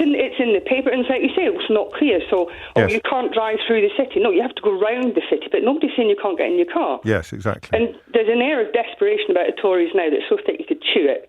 They have nothing left. Yes. There's nothing left. They can't campaign on any of the things that they did 4 years ago, 5 years ago, because it's all gone belly up. Brexit, immigration, the economy, all of it. They have nothing left. It is actually remarkable, isn't it? I mean, every single thing. Not a single thing. Vaccine rollout. The vaccine rollout was successful, and for a month or so we were a little bit... For 20 minutes it was the fastest. Yes, exactly. We know we had it every week at Prime Minister's question time. I take your point. But no, they have nothing left. So now they're coming up with this absolute nonsense, and they really are going for the motorists now. They're going for... it's apparently everywhere in Wales now you can't do 25 miles an hour. You can't take your car.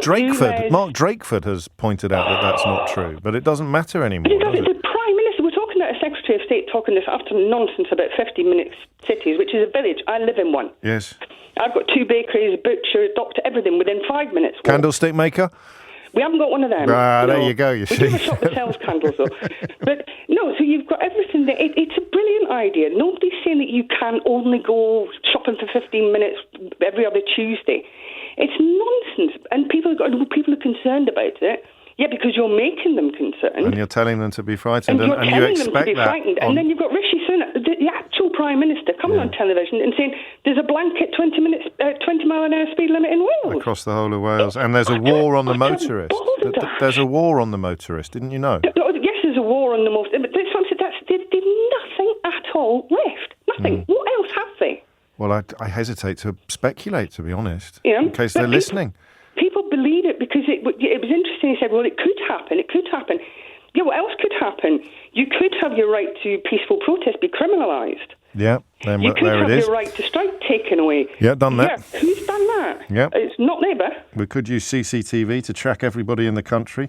Think of that absolutely unthinkable 10 years ago the Tories have done in the last few years. Well, I don't know if you saw the footage of Nigel Farage and Priti Patel dancing together on I the... nearly brought up my breakfast. God. Yes, I know. I mean, but you just said think of something that 10 years ago would have been unthinkable, and there it is. Exactly. You know? Exactly. So it could happen. You'll like this. This is from Robert. He says, I think we've reached the Alan Partridge equivalent of monkey tennis with this government now. So Mark Harper on 15 Minute Cities is like Alan Partridge trying to sell monkey tennis to a cable TV station. It beggars belief. It's so sad to see. Yeah. Will it work? I mean, does it draw more... I suppose it does, doesn't it? Because, I can't reach everybody that has listened to Mark Harper and not listened to me this morning, or listen to you, or listen to anybody else sort of trying to get something close to the facts out there. Does it work? Do people now... I think for some people it will. That's the sad thing, because we are scared. People they have reason to be scared, like I said, with the right to peaceful protest taken away, the right to strike taken away. So these things could happen. And if you're only getting half a story from a badly written article in a local... newspaper. Yeah. No, in a local online website designed to get clicks. Don't forget as well. There it is. That's what he's doing. That is politics by internet clicks. Not even votes, just clicks. Mark Harper wants your clicks. We let Rees-Mogg off the hook yesterday. He said yesterday, I want cheaper food. I want hormone-injected beef from Australia. I've eaten beef in Australia. It's delicious. There's nothing wrong with it. If you think that Jacob Rees-Mogg's nanny goes into Waitrose and buys the cheapest meat available, I've got a bridge I want to sell you. That's just an opportunity for big businesses to make even more money out of feeding rubbish to your children, not his.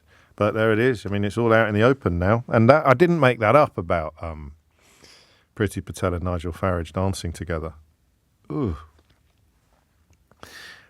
sorry. Dancing together at the Conservative Party Congress. I think they might be old family friends, actually. Didn't her dad run as a UKIP candidate? Back when it was still shameful to be associated with that agenda, rather than these days when it is indistinguishable from the Conservative Party agenda. Anyway, it's all in the new book. Sebastian's in Berlin. Look at that. One German city to another. Sebastian, what would you like to say? Stuttgart's in Germany. Stuttgart is in Germany, isn't it? At some point, I will visit it. Yes. I wasn't putting any pressure on you. It was my geography I was checking. That's all good. Carry on. What do you want to say? It's all good. I've been listening to you since I was still living in the UK before Brexit started really hitting home. Yeah. And just want to say, big fan, love your show. Thank you. So I left Jaguar Land Rover and automotive engineering behind to pursue a career in marketing and copywriting. Okay. And while reading an excellent book by Seth Godin, big marketer for a long time, yes, I came across a particular chapter that really puts conspiracy theories into perspective. Okay. So the chapter is called An Aside About the Reptile People Who Are Secretly Running Things. So basically it's about, I know. Well, that's David Icke, and he had a wonderful little resurgence during lockdown, didn't he? He sort of gathered a lot of attention from some of the people who've ended up with their own TV station. We are going to run out of time, so I'll shut up and you speak uninterrupted. All right, I'll make it really quick. So Professor Ronald Imhoff at Johannes Gutenberg University in Mainz, Germany, studied why people embrace conspiracy theories. These theories, though lacking facts, attract individuals who seek uniqueness, not truth. Imhoff's research shows that conspiracy theorists find themselves in being outliers and are driven by a desire for distinctiveness. You see, from marketing, I can tell you that people don't buy things because of logical reasons. They buy things because of emotional ones, and then they justify those purchases through logic. So, for instance, when presented with fabricated statistics about a conspiracy, American conspiracy theorists were more interested if they believed only a minority supported it. Yeah. They don't see themselves as oddities, but exactly. It just makes you visionaries, feel special. Not oddities, but visionaries. Yeah. There it is. That's love. Thank you for that. What's the name of the author? Yeah, no problem. Seth Godin. The book is called This is Marketing. Cool. I like that a lot. And of course, the skills of marketing, there's a lot of crossover with the skills of conspiracy. Snake oil. You can sell snake oil. You can sell anything. And you can end up dancing with Priti Patel at the Tory Party conference as well, it would appear. Thank you for that. That was lovely, Sebastian. It's coming up to 12 noon. You're listening to James O'Brien on LBC. What do you want to do next? We've got quite a lot to choose from. I don't know whether we're going back to the politics. There is something that, a bit like Mark Harper standing up on stage in Manchester and essentially inflating the most stupid of conspiracy and dangerous of conspiracy theories. Susan Hall, the Conservative candidate for London Mayor, did something last night that I think is spectacularly dangerous and disgusting. But I want to know what you think. It is 3 minutes after 12, and we come now to a conversation I really don't want to have, actually, because I've seen quite a few tweets wondering whether the Tories at this particular conference are going to come up with anything at all that might be described as uniting our country. The inimitable Ian Dunt has made that point in characteristically foul-mouthed ways. Is it all going to be about driving more wedges between us? I think, did I open the week, or was it last week, talking about Lynton Crosby and Isaac Levido, the so-called gurus behind election victories in Australia and the UK, who just deal in wedge issues. So they're trying to find the thing that will drive us apart. And the motoring seems to be the one that they've settled on. You know, that's why Sunak spent the weekend blathering nonsensically about a war on motorists. If you've been in power for 13 years, where do you find your enemies? Where do you find the thing that you're going to fix? Because the last lot, it is astonishing, really, truly astonishing. But the division, if it's motorists or 15-minute cities, is a combination of sinister and silly, right? I can't quite see it leading anywhere truly horrible. Susan Hall, the Labour candidate for mayor last night, claimed that Jewish communities are frightened by the Muslim mayor of London, Sadiq Khan.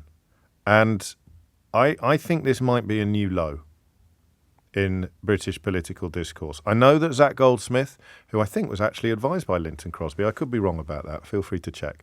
I know that he led a racist campaign against Sadiq Khan when they were competing against each other to become mayor of London, claiming, I think, to Hindu voters that Sadiq Khan had designs on their jewellery or something like that. And there was one leaflet in Havering which was actually withdrawn, just speaking to ancient hatreds and ancient bigotries.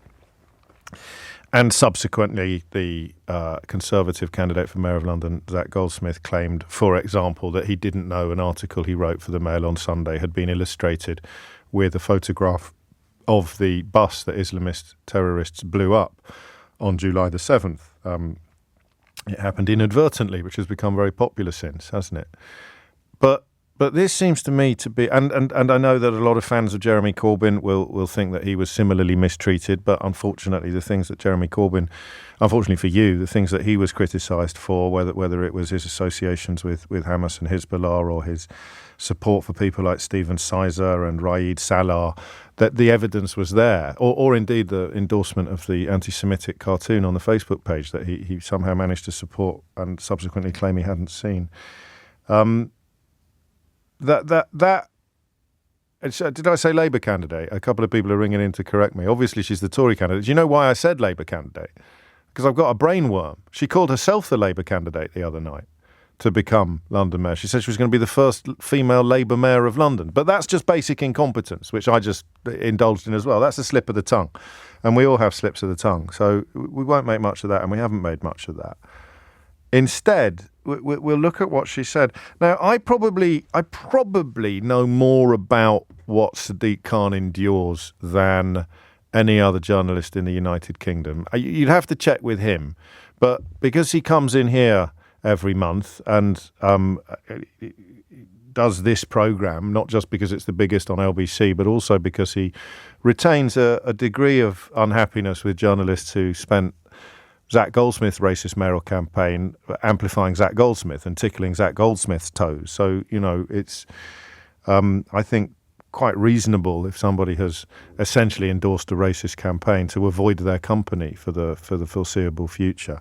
But I also do public events with him. So we do a thing at the O2 every year where people come in and ask the mayor questions, and they always get infiltrated. I also did his book launch at the Royal Festival Hall, which also got infiltrated. And it is by far the nastiest public hatred I have ever witnessed. And of course, the people who have what you might loosely describe as legitimate objections to, for example, the low emission zones, the ULEZ that Boris Johnson introduced and Sadiq Khan has expanded, even leaving aside for the moment that these people didn't turn up to attack Boris Johnson for the same policy, but they do it. So even allowing that it is legitimate, they get infiltrated by the Islamophobes and the fans of Little Tommy 10 names and the sort of BNP EDL contingent. And I know that because I've seen them.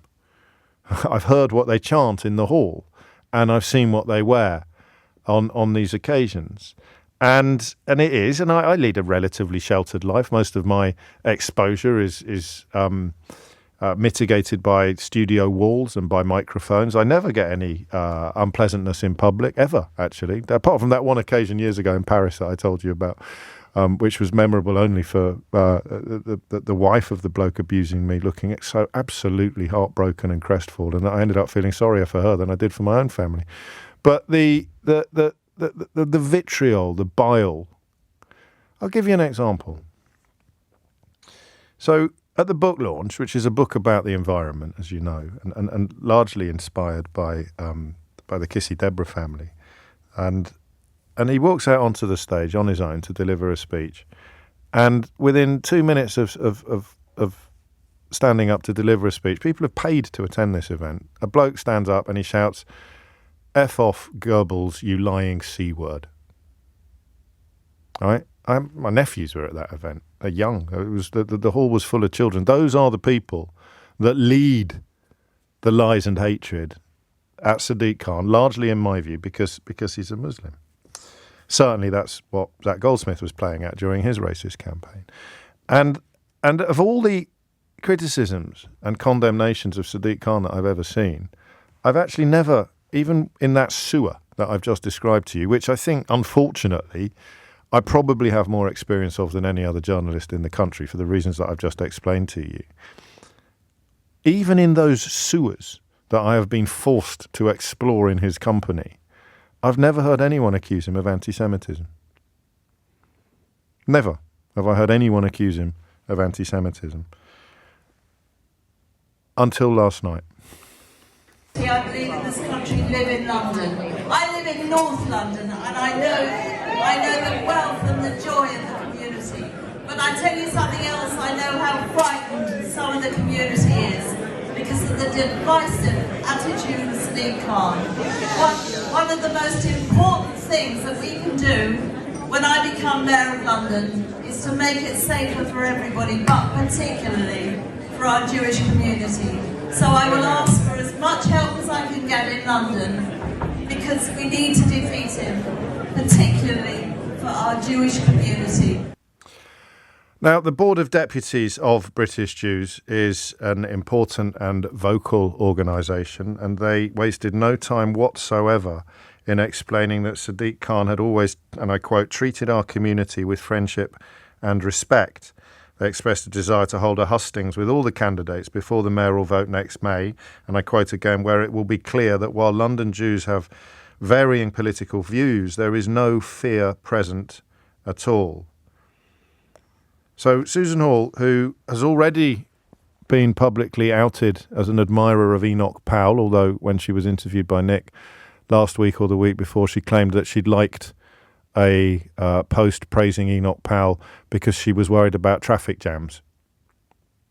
And she's also publicly expressed admiration and agreement with a woman called Katie Hopkins, who younger listeners thankfully won't have any idea who I'm talking about, but who was one of the sort of early pioneers of the kind of commoditized bile and hatred that has become commonplace subsequently, not least, of course, with the founding of television stations dedicated to disseminating that kind of bile.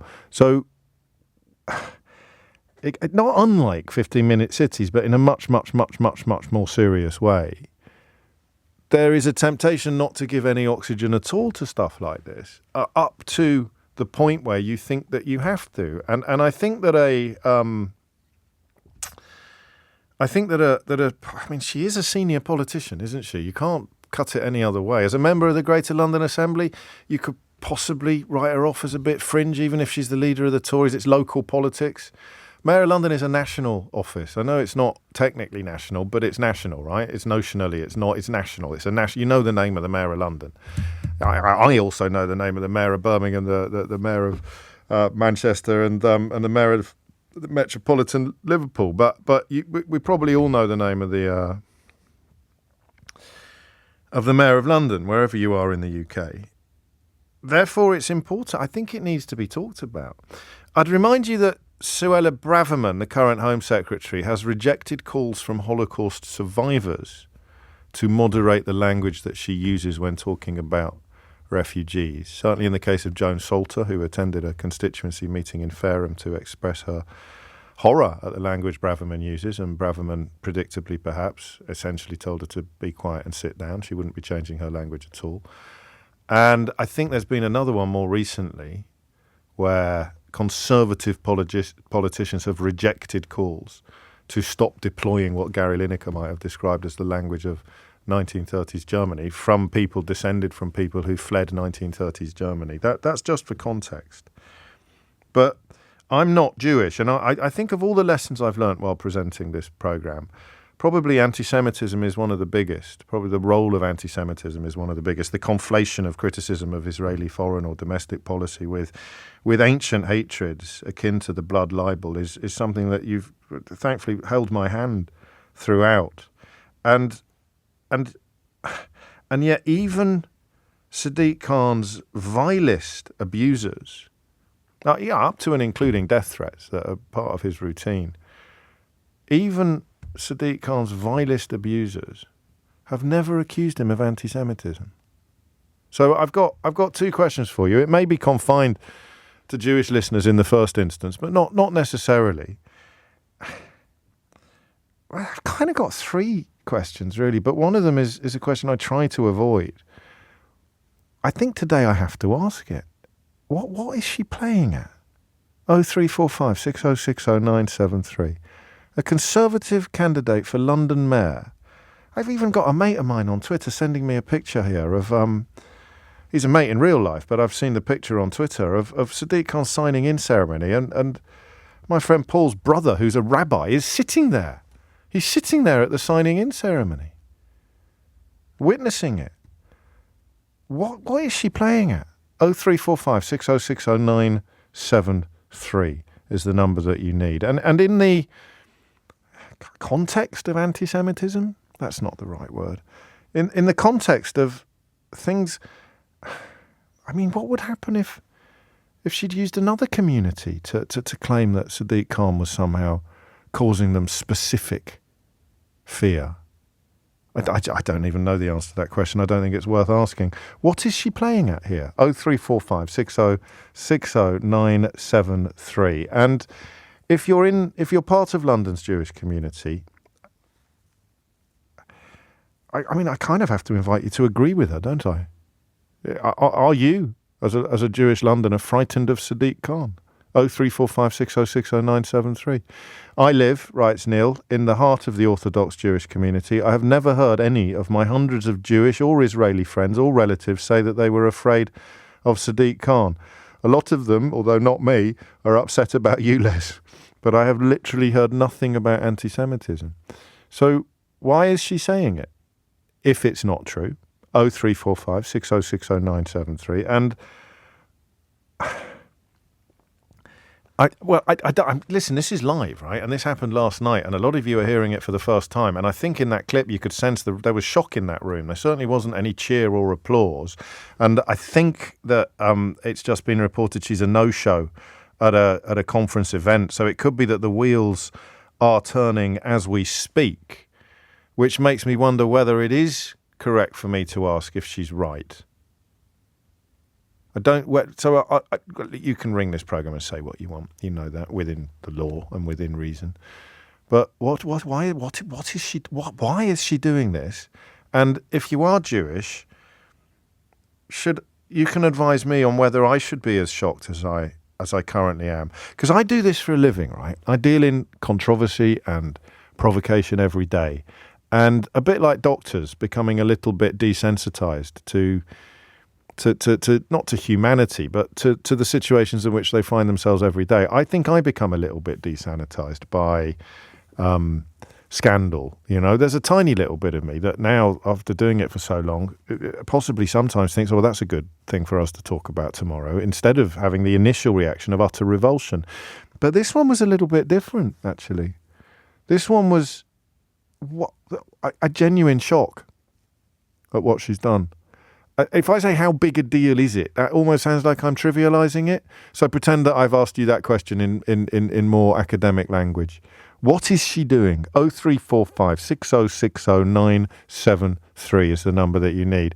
And why is she doing it? And that, I suppose, leaves the door open for you to tell me that actually you think she's got a point, although I cannot at the moment, for the life of me, imagine what that point might be. I'll come back in a minute and play you the clip again. But from where I sit, Sadiq Khan he's got lots of things wrong, and there's lots of things he could have done and hasn't done, or should have done and didn't do.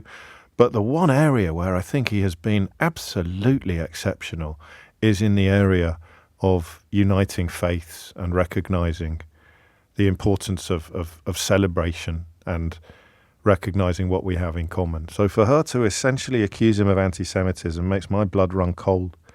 What about you? 0345 6060 973 is the number you need. It's coming up to 12:20. 22 after 12. So have another listen to this. It is someone who seeks a role on the national stage as mayor of the capital city, accusing her rival of frightening Jews.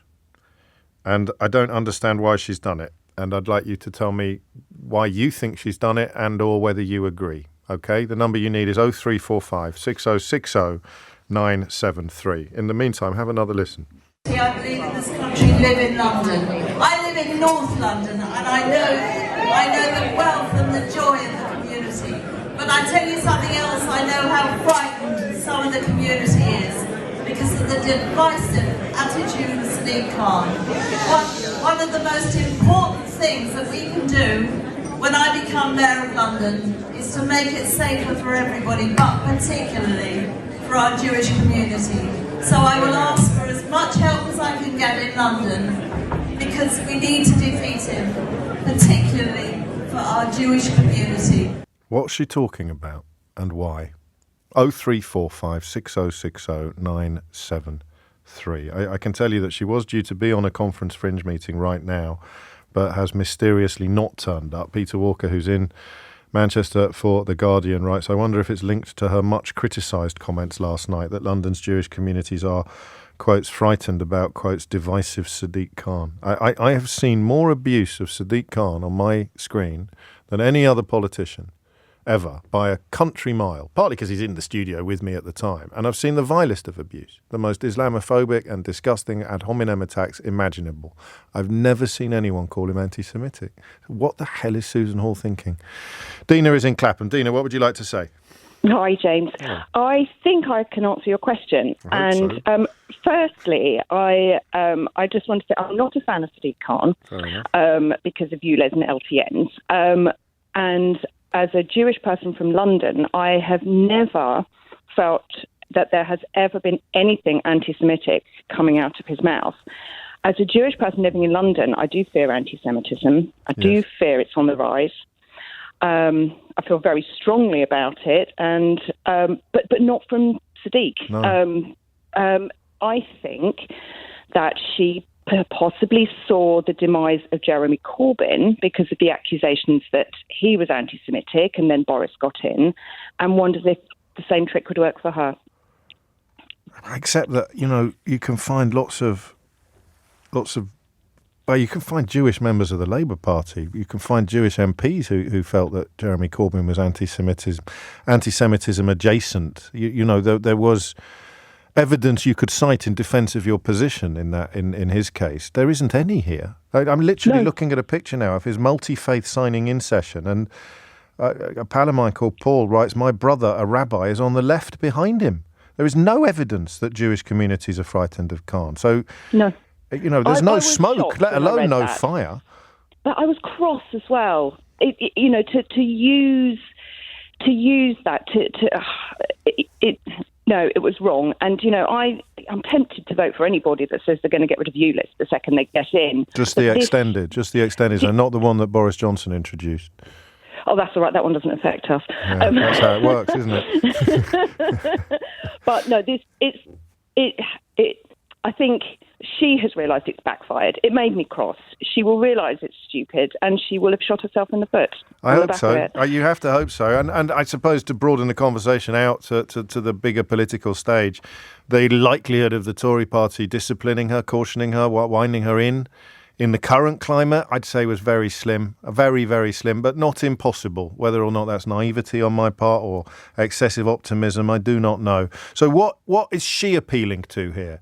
Is it Islamophobia? Is it because Sadiq Khan is a Muslim that she thinks she can pretend that he is an enemy of Jews? I don't know. Would she say the same about a white mayoral candidate or a Christian mayoral candidate? I don't know.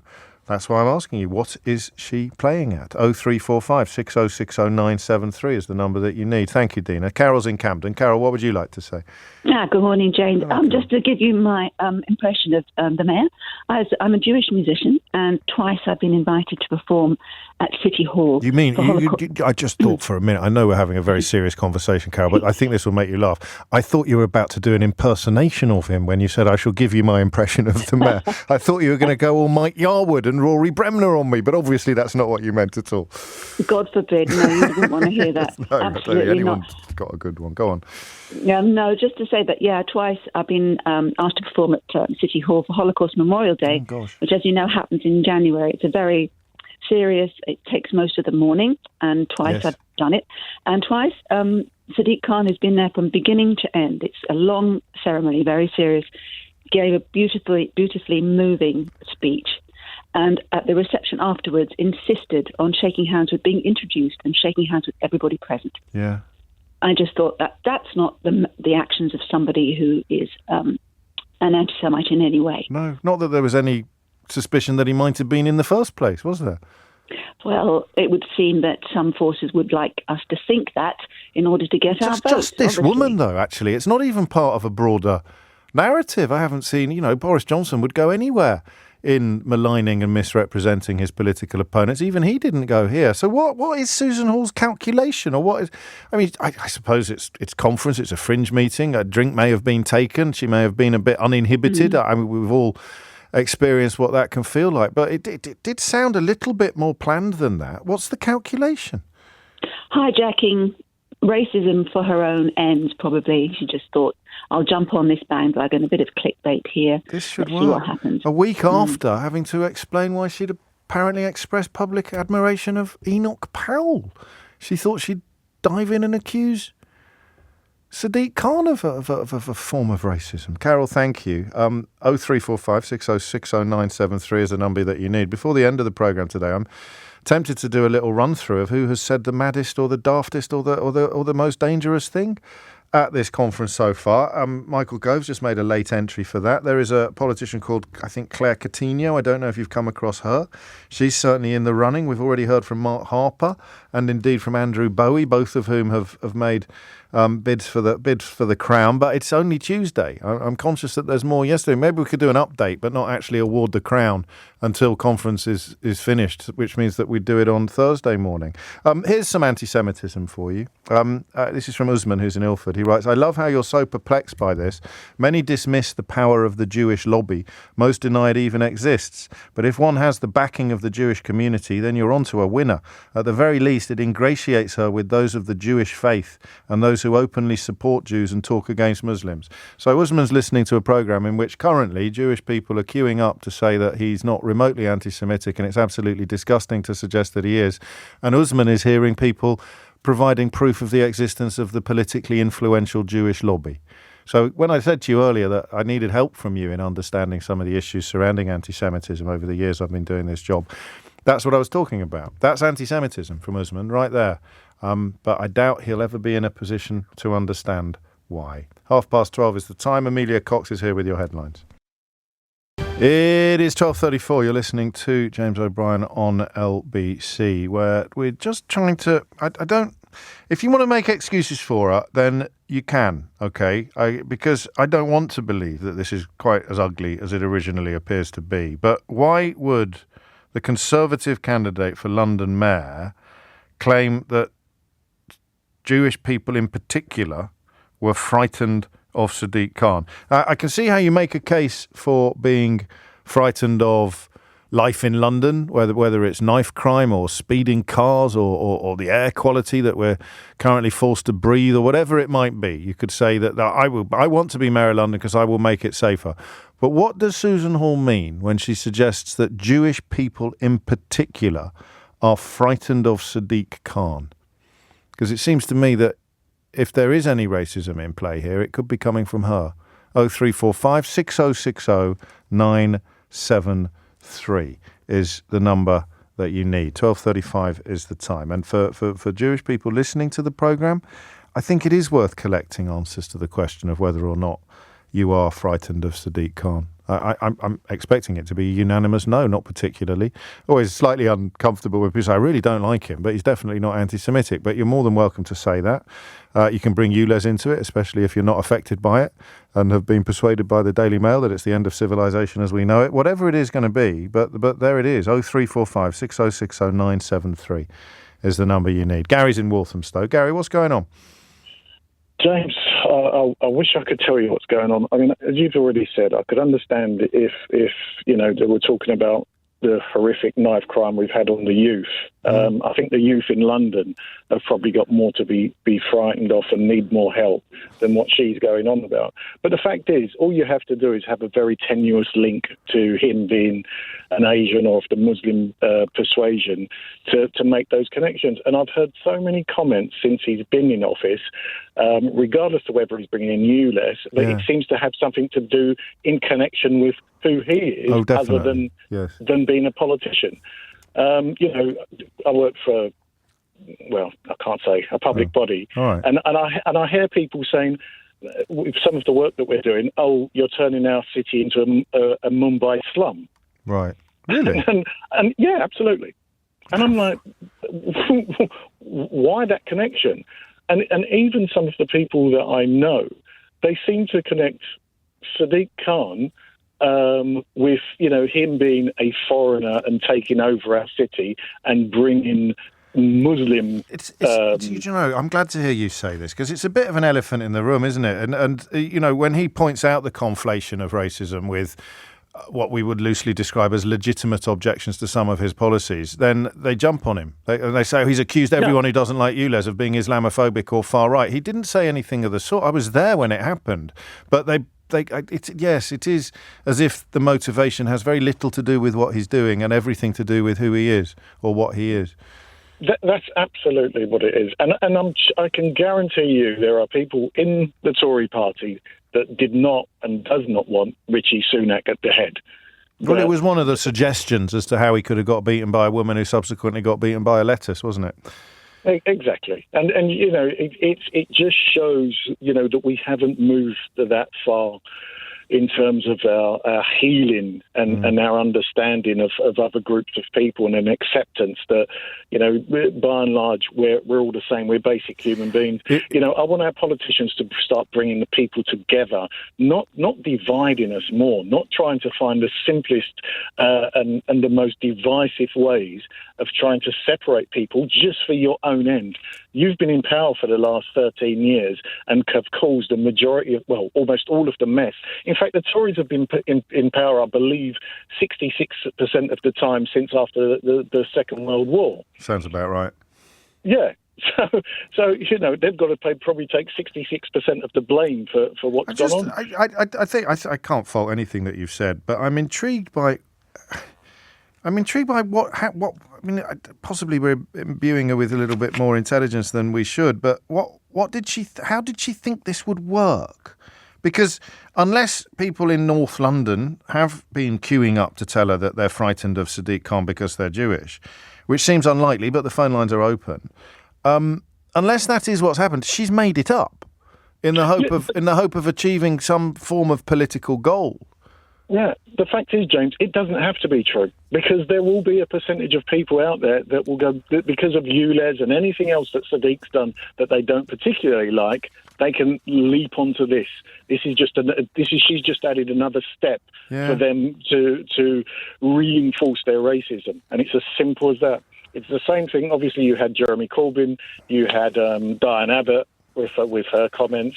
So let's throw something else in there. And but in both of those cases, as you've just conceded, there were comments.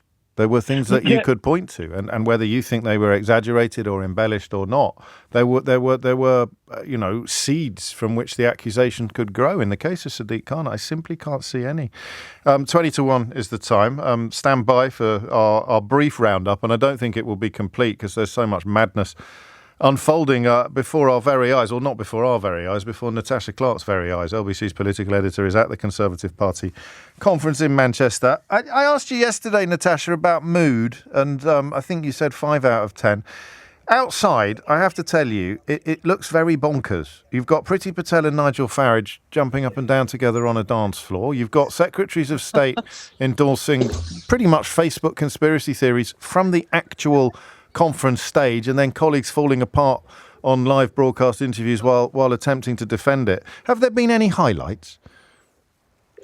I think, you know what, I think I'm going to reverse my 5 out of 10 mood. I think I'm probably going to say it's now more like a 3. Oh, okay. Definitely feeling flatter than it was yesterday, and it feels like there's a lot of people here that are just like, what is the strategy coming out of this conference? What is the message that the Prime Minister's trying to have? Because, as you know, it's just been completely overshadowed by rows about tax, by Liz Truss storming the stage, by, like I say, a fair few fringe events that have gone a bit off-piste. To put it mildly. Yeah, that's saying it lightly, isn't it? Yes, it is. I don't think this is going hugely well. And, this is meant to be the last conference, probably, before an election.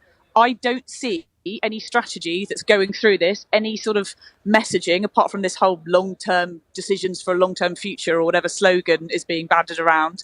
Apart from that, which firstly I think is kind of ridiculous because I don't think he's making any long-term decisions. It doesn't feel like there's any actual messaging. It doesn't feel like ministers are that united. It obviously doesn't seem like they're sort of singing from the same hymn sheet, that there's any one particular idea or strategy or message that they're trying to give. So it is feeling a bit flat here. People are saying there's not as many people as there were usually in previous years. They're saying that the footfall is down. Not as many people at fringe events. People saying, well, actually, we were turning people away from the tent last year and now we're getting everybody in and not filling seats. Obviously, Liz Truss was pretty busy yesterday. That was a little bit of an exception. I saw Has Brexit Failed fringe meeting was packed to the rafters as well. I presume that lasted about 3 seconds, did it, that meeting? It probably did. But yes, it's not feeling great here in Manchester, to be honest with you. And there is some sort of talk that maybe having the conference before Labour's was a bit of a bad idea. There's some people today suggesting that. Because it's already reactive, even though they're not actually they're inventing things and then reacting to them. At least if they'd done it after Labour, they could have reacted to things that Labour had actually said and done. Exactly. And let's be honest, this whole HS2 row has now completely dominated it. Like, Rishi's been asked, all of his ministers have been asked, every single broadcast interview they're doing, they're on the back foot. They're not on the front foot. It doesn't feel like they're putting forward any positive vision for the country. It doesn't feel like they're talking about the problems that we're all facing outside of the conference hall. It feels very insular. Although on the plus side, I gather there are spades in the ground.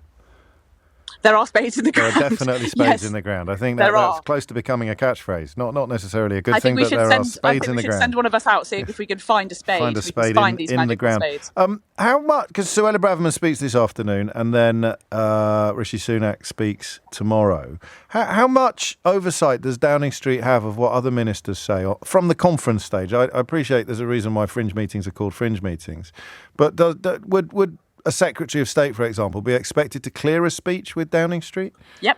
Oh, yeah, absolutely. Downing Street have every single clearance of every single speech. And let's not forget, Downing Street did have clearance of Suella Braverman's speech on migration last week. Yes. They signed off every word of that. So that all came from them. And usually there is a bit of tension between Suella Braverman's team and Number 10, where Suella Braverman's team trying to say, oh, we want to say this, and Number 10's trying to tone it down and saying, oh, no, we don't think so. But they did sign it off. Every single speech has to go through Downing Street, has to be checked, has to go through like an auto cue system, has to go into the system. So, yeah, they are going to be signing off everything that comes from that main stage today. Every single thing that comes out of here will have been endorsed by Rishi Sunak and his team. So you can say with confidence that whatever Suella Braverman gets up and says on her stage today is personally endorsed by him and all of his team. Beautifully put, and bang on time as well. Natasha Clark, our how long will we say new political editor? But I think it applies for now. Just giving you a quick roundup, very honest roundup of the sort of deflating balloon up in Manchester, and it's a deflation not really caused by outside criticism, but by activity from within, not least the bizarre and deeply sinister attempt by Susan Hall, the Tory candidate for London Mayor next year, to accuse Sadiq Khan of some form of anti-Semitism. Another text. They're all like this today. This is ridiculous, James. I've met him at a number of Holocaust memorial events, and he's always been very welcome and graciously received. This is creating a division that doesn't exist. I wonder whether, for once, I mean, it would actually be the worst news for Sadiq Khan. Actually, would be them sacking her off as candidate, I think, and finding somebody a bit better, a bit less likely to have Enoch Powell fan club membership in her back catalogue, or inability to, deliver a speech without sticking a foot in her mouth. I don't know, and we probably won't find out today because it's already 12:46. 12:49 is the time. You're listening to James O'Brien on LBC, where the question of what on earth the Tory candidate for mayor Susan Hall was playing at when she claimed that Jewish people in North London were queuing up to tell her how frightened of Sadiq Khan they were by dint of their Jewishness. I mean, uniquely, perhaps, on this programme, because you can normally find people prepared to argue almost anything and to mean it as well. I don't actually mean that as a criticism or as, a reminder of Idiot's Corner, but I haven't got a single word of support for Susan Hall yet, either online, on air, or on text. Not a single one. 12:50 is the time. And I've got to be honest with you, I'm not surprised, because I think it's absolute Horlicks, which, of course, makes the question of what she's playing at a little bit more sinister. Yossi is in Chesham. Yossi, what would you like to say? Hi, James. Hello, this is the second time we speak, and it's funny because I always want to talk to you about other stuff, but I always end up talking to you on Jewish matters, Jewish-Israeli matters. Okay. I mean... Well, let's make a promise that although we're still going to return to territory like this in the future, you must try harder to ring in on other stuff, Yossi, I try. Trust me, I try. Anyway, look, I'm going to be very boring on this. It's just another tactic of obfuscating and distracting from the real issue, which is the fact that the Tories have failed us. Nationally, I mean, she might have a case in London as a Jewish person. No. I've actually before we spoke, I actually tried to verify what I'm going to say. Oh yeah. And then I went to the CST database. Yes. And I've looked for the number of terrorist attacks and anti-Semitic attacks. Maybe not much have been reported, but I didn't identify any increase since 2016 in terrorist attacks. If anything, we see more increase, from what I gather, in attacks from the extreme right. Yes. By comparison to... but even there, so you're suggesting she's trying to conflate Islamist terrorism with a Muslim mayor? No. I'm saying she's just trying to distract to drum up any kind of negativity, any kind of division. Exactly. And to be fair, if to take it further, if that is how she perceives reality, that they have a major problem. Because again, from what I know, and I get to speak sometimes with my, I don't live in London. Let's be clear. But sure. From what I know and what I gather is that I can't identify any increase, any change, if anything. I mean, I think that to a point, the fact that Sadiq Khan is a Muslim, I think he probably is trying even harder, and taking into account the history of Labour under Jeremy Corbyn. Yeah. I think he's trying to position himself as a friend of the Jewish community. Of course he is, just as Keir Starmer has well. Yeah, I think Keir Starmer, I think they both would have done anyway, but the mission became more urgent given what happened under the last leader. In fact, you mentioned the CST is the Community Support Trust, I think it stands for, doesn't it? Because she's now gone on. Yeah. She's gone on GBBs and claimed that there have been about 1,000 anti-Semitic incidents in London this year. But the figures that you refer to, and the CST does a stand-up job of keeping track of all these incidents, that's only got 447 recorded incidents in the first half of 2023. So she's telling fibs there as well. It's mad, right? Yeah. Here's a question. I hope you'll forgive me if I phrase it incorrectly. But does it get tiring being used as a political football on account of your religion like this? I don't know. I can't really answer you. Fair enough. It is tiring. It is tiring. It is depressing.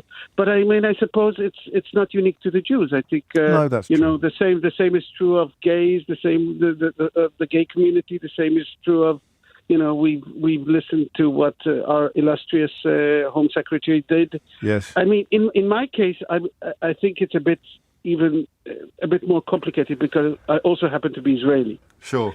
And there is,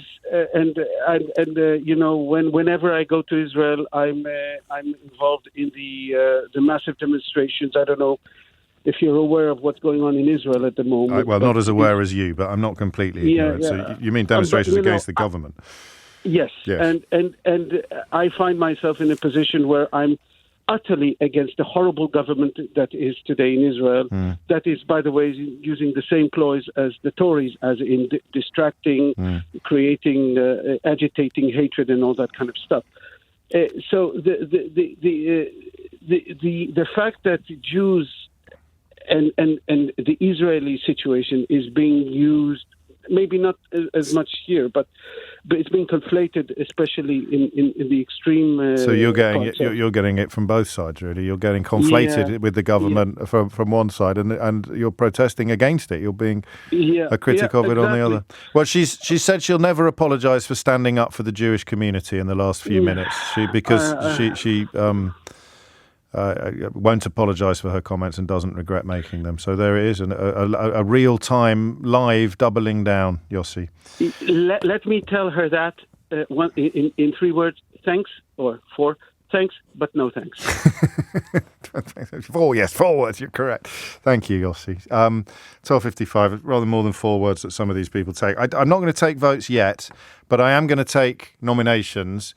Who has said the stupidest thing or the nastiest thing so far at the Tory party conference? Should we start with the one we haven't heard already, which is Claire Coutinho speaking to the rather splendid Sophie Ridge at Sky News about claims of a meat tax?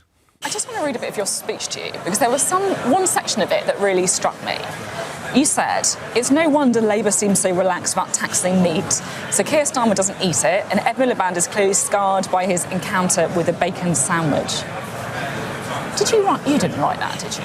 I did actually write that. I think, it's good to have a light moment in your speech as well. But the point is actually... They're not proposing a meat tax. The point is actually very serious. So some of the things that Labour are proposing are incredibly hard for working families. So whether you have things like... meat tax? That's what you're saying here. Well, so the point is... They are proposing things which are pushing families too hard. So you've got things like the ULEZ tax expansion, which does cost families £12.50 a day. It's not meat tax, though, is it? But that is very difficult. And they've got things like proposing that you would decarbonise the electricity grid by 2030, again, which would result in very difficult choices for families. Not meat tax. And their plans to push up inflation by borrowing £28 billion. So the point that I was making is quite serious. Yes, that was a light-hearted moment in the speech, but the point is actually deadly serious, that if you push people too far in this country, you will lose the cause of climate change, something that I'm passionate about, because I think it's really important that we get there. But genuinely, there isn't a meat tax. There isn't a meat tax. That, for the record, is how you should interview these people.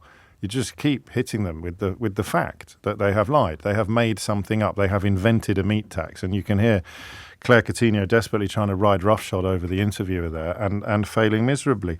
And that was in an interview. Mark Harper did it on stage.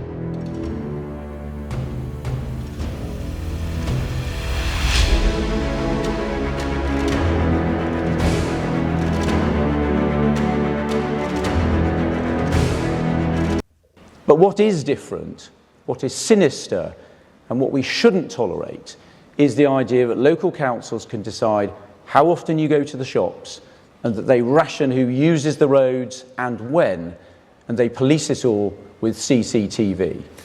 Also completely invented, as became clear when his colleague Andrew Bowie attempted to defend it later. We do not want local authorities dictating to people that they must choose to access those services within 15 minutes of their house, or however often they might need to access those services. That's what Mark Harper was saying today. Of course we want more services to be available locally and close to where people live. That's an eminently conservative thing to support, but we're not going to dictate to people that they must only access a service or go shopping within a 15-minute... I understand you. I hear you. But this really gets to the heart of where the Conservative Party is positioning itself and how it is trying to conduct a debate. Nobody is proposing that they'll dictate whether you have to go within 15 minutes. They're saying, wouldn't it be nice if you could get to a shop within 15 minutes? And more ridiculousness follows. And then from the ridiculous, of course, to the deadly serious, with this contribution from the Tory candidate for London Mayor. I believe in this country, live in London. I live in North London, and I know the wealth and the joy of the community. But I tell you something else, I know how frightened some of the community is because of the divisive attitudes in car. One of the most important things that we can do when I become Mayor of London is to make it safer for everybody, but particularly for our Jewish community. So I will ask for as much help as I can get in London, because we need to defeat it. And there it is. So more nominations, please, for the star of this year's Tory conference, and we'll run through them again tomorrow. Last word today goes to pedantic James in Uxbridge, who points out quite correctly that thanks but no thanks is in fact 3 words, not 4. It's just that one word happens to be repeated.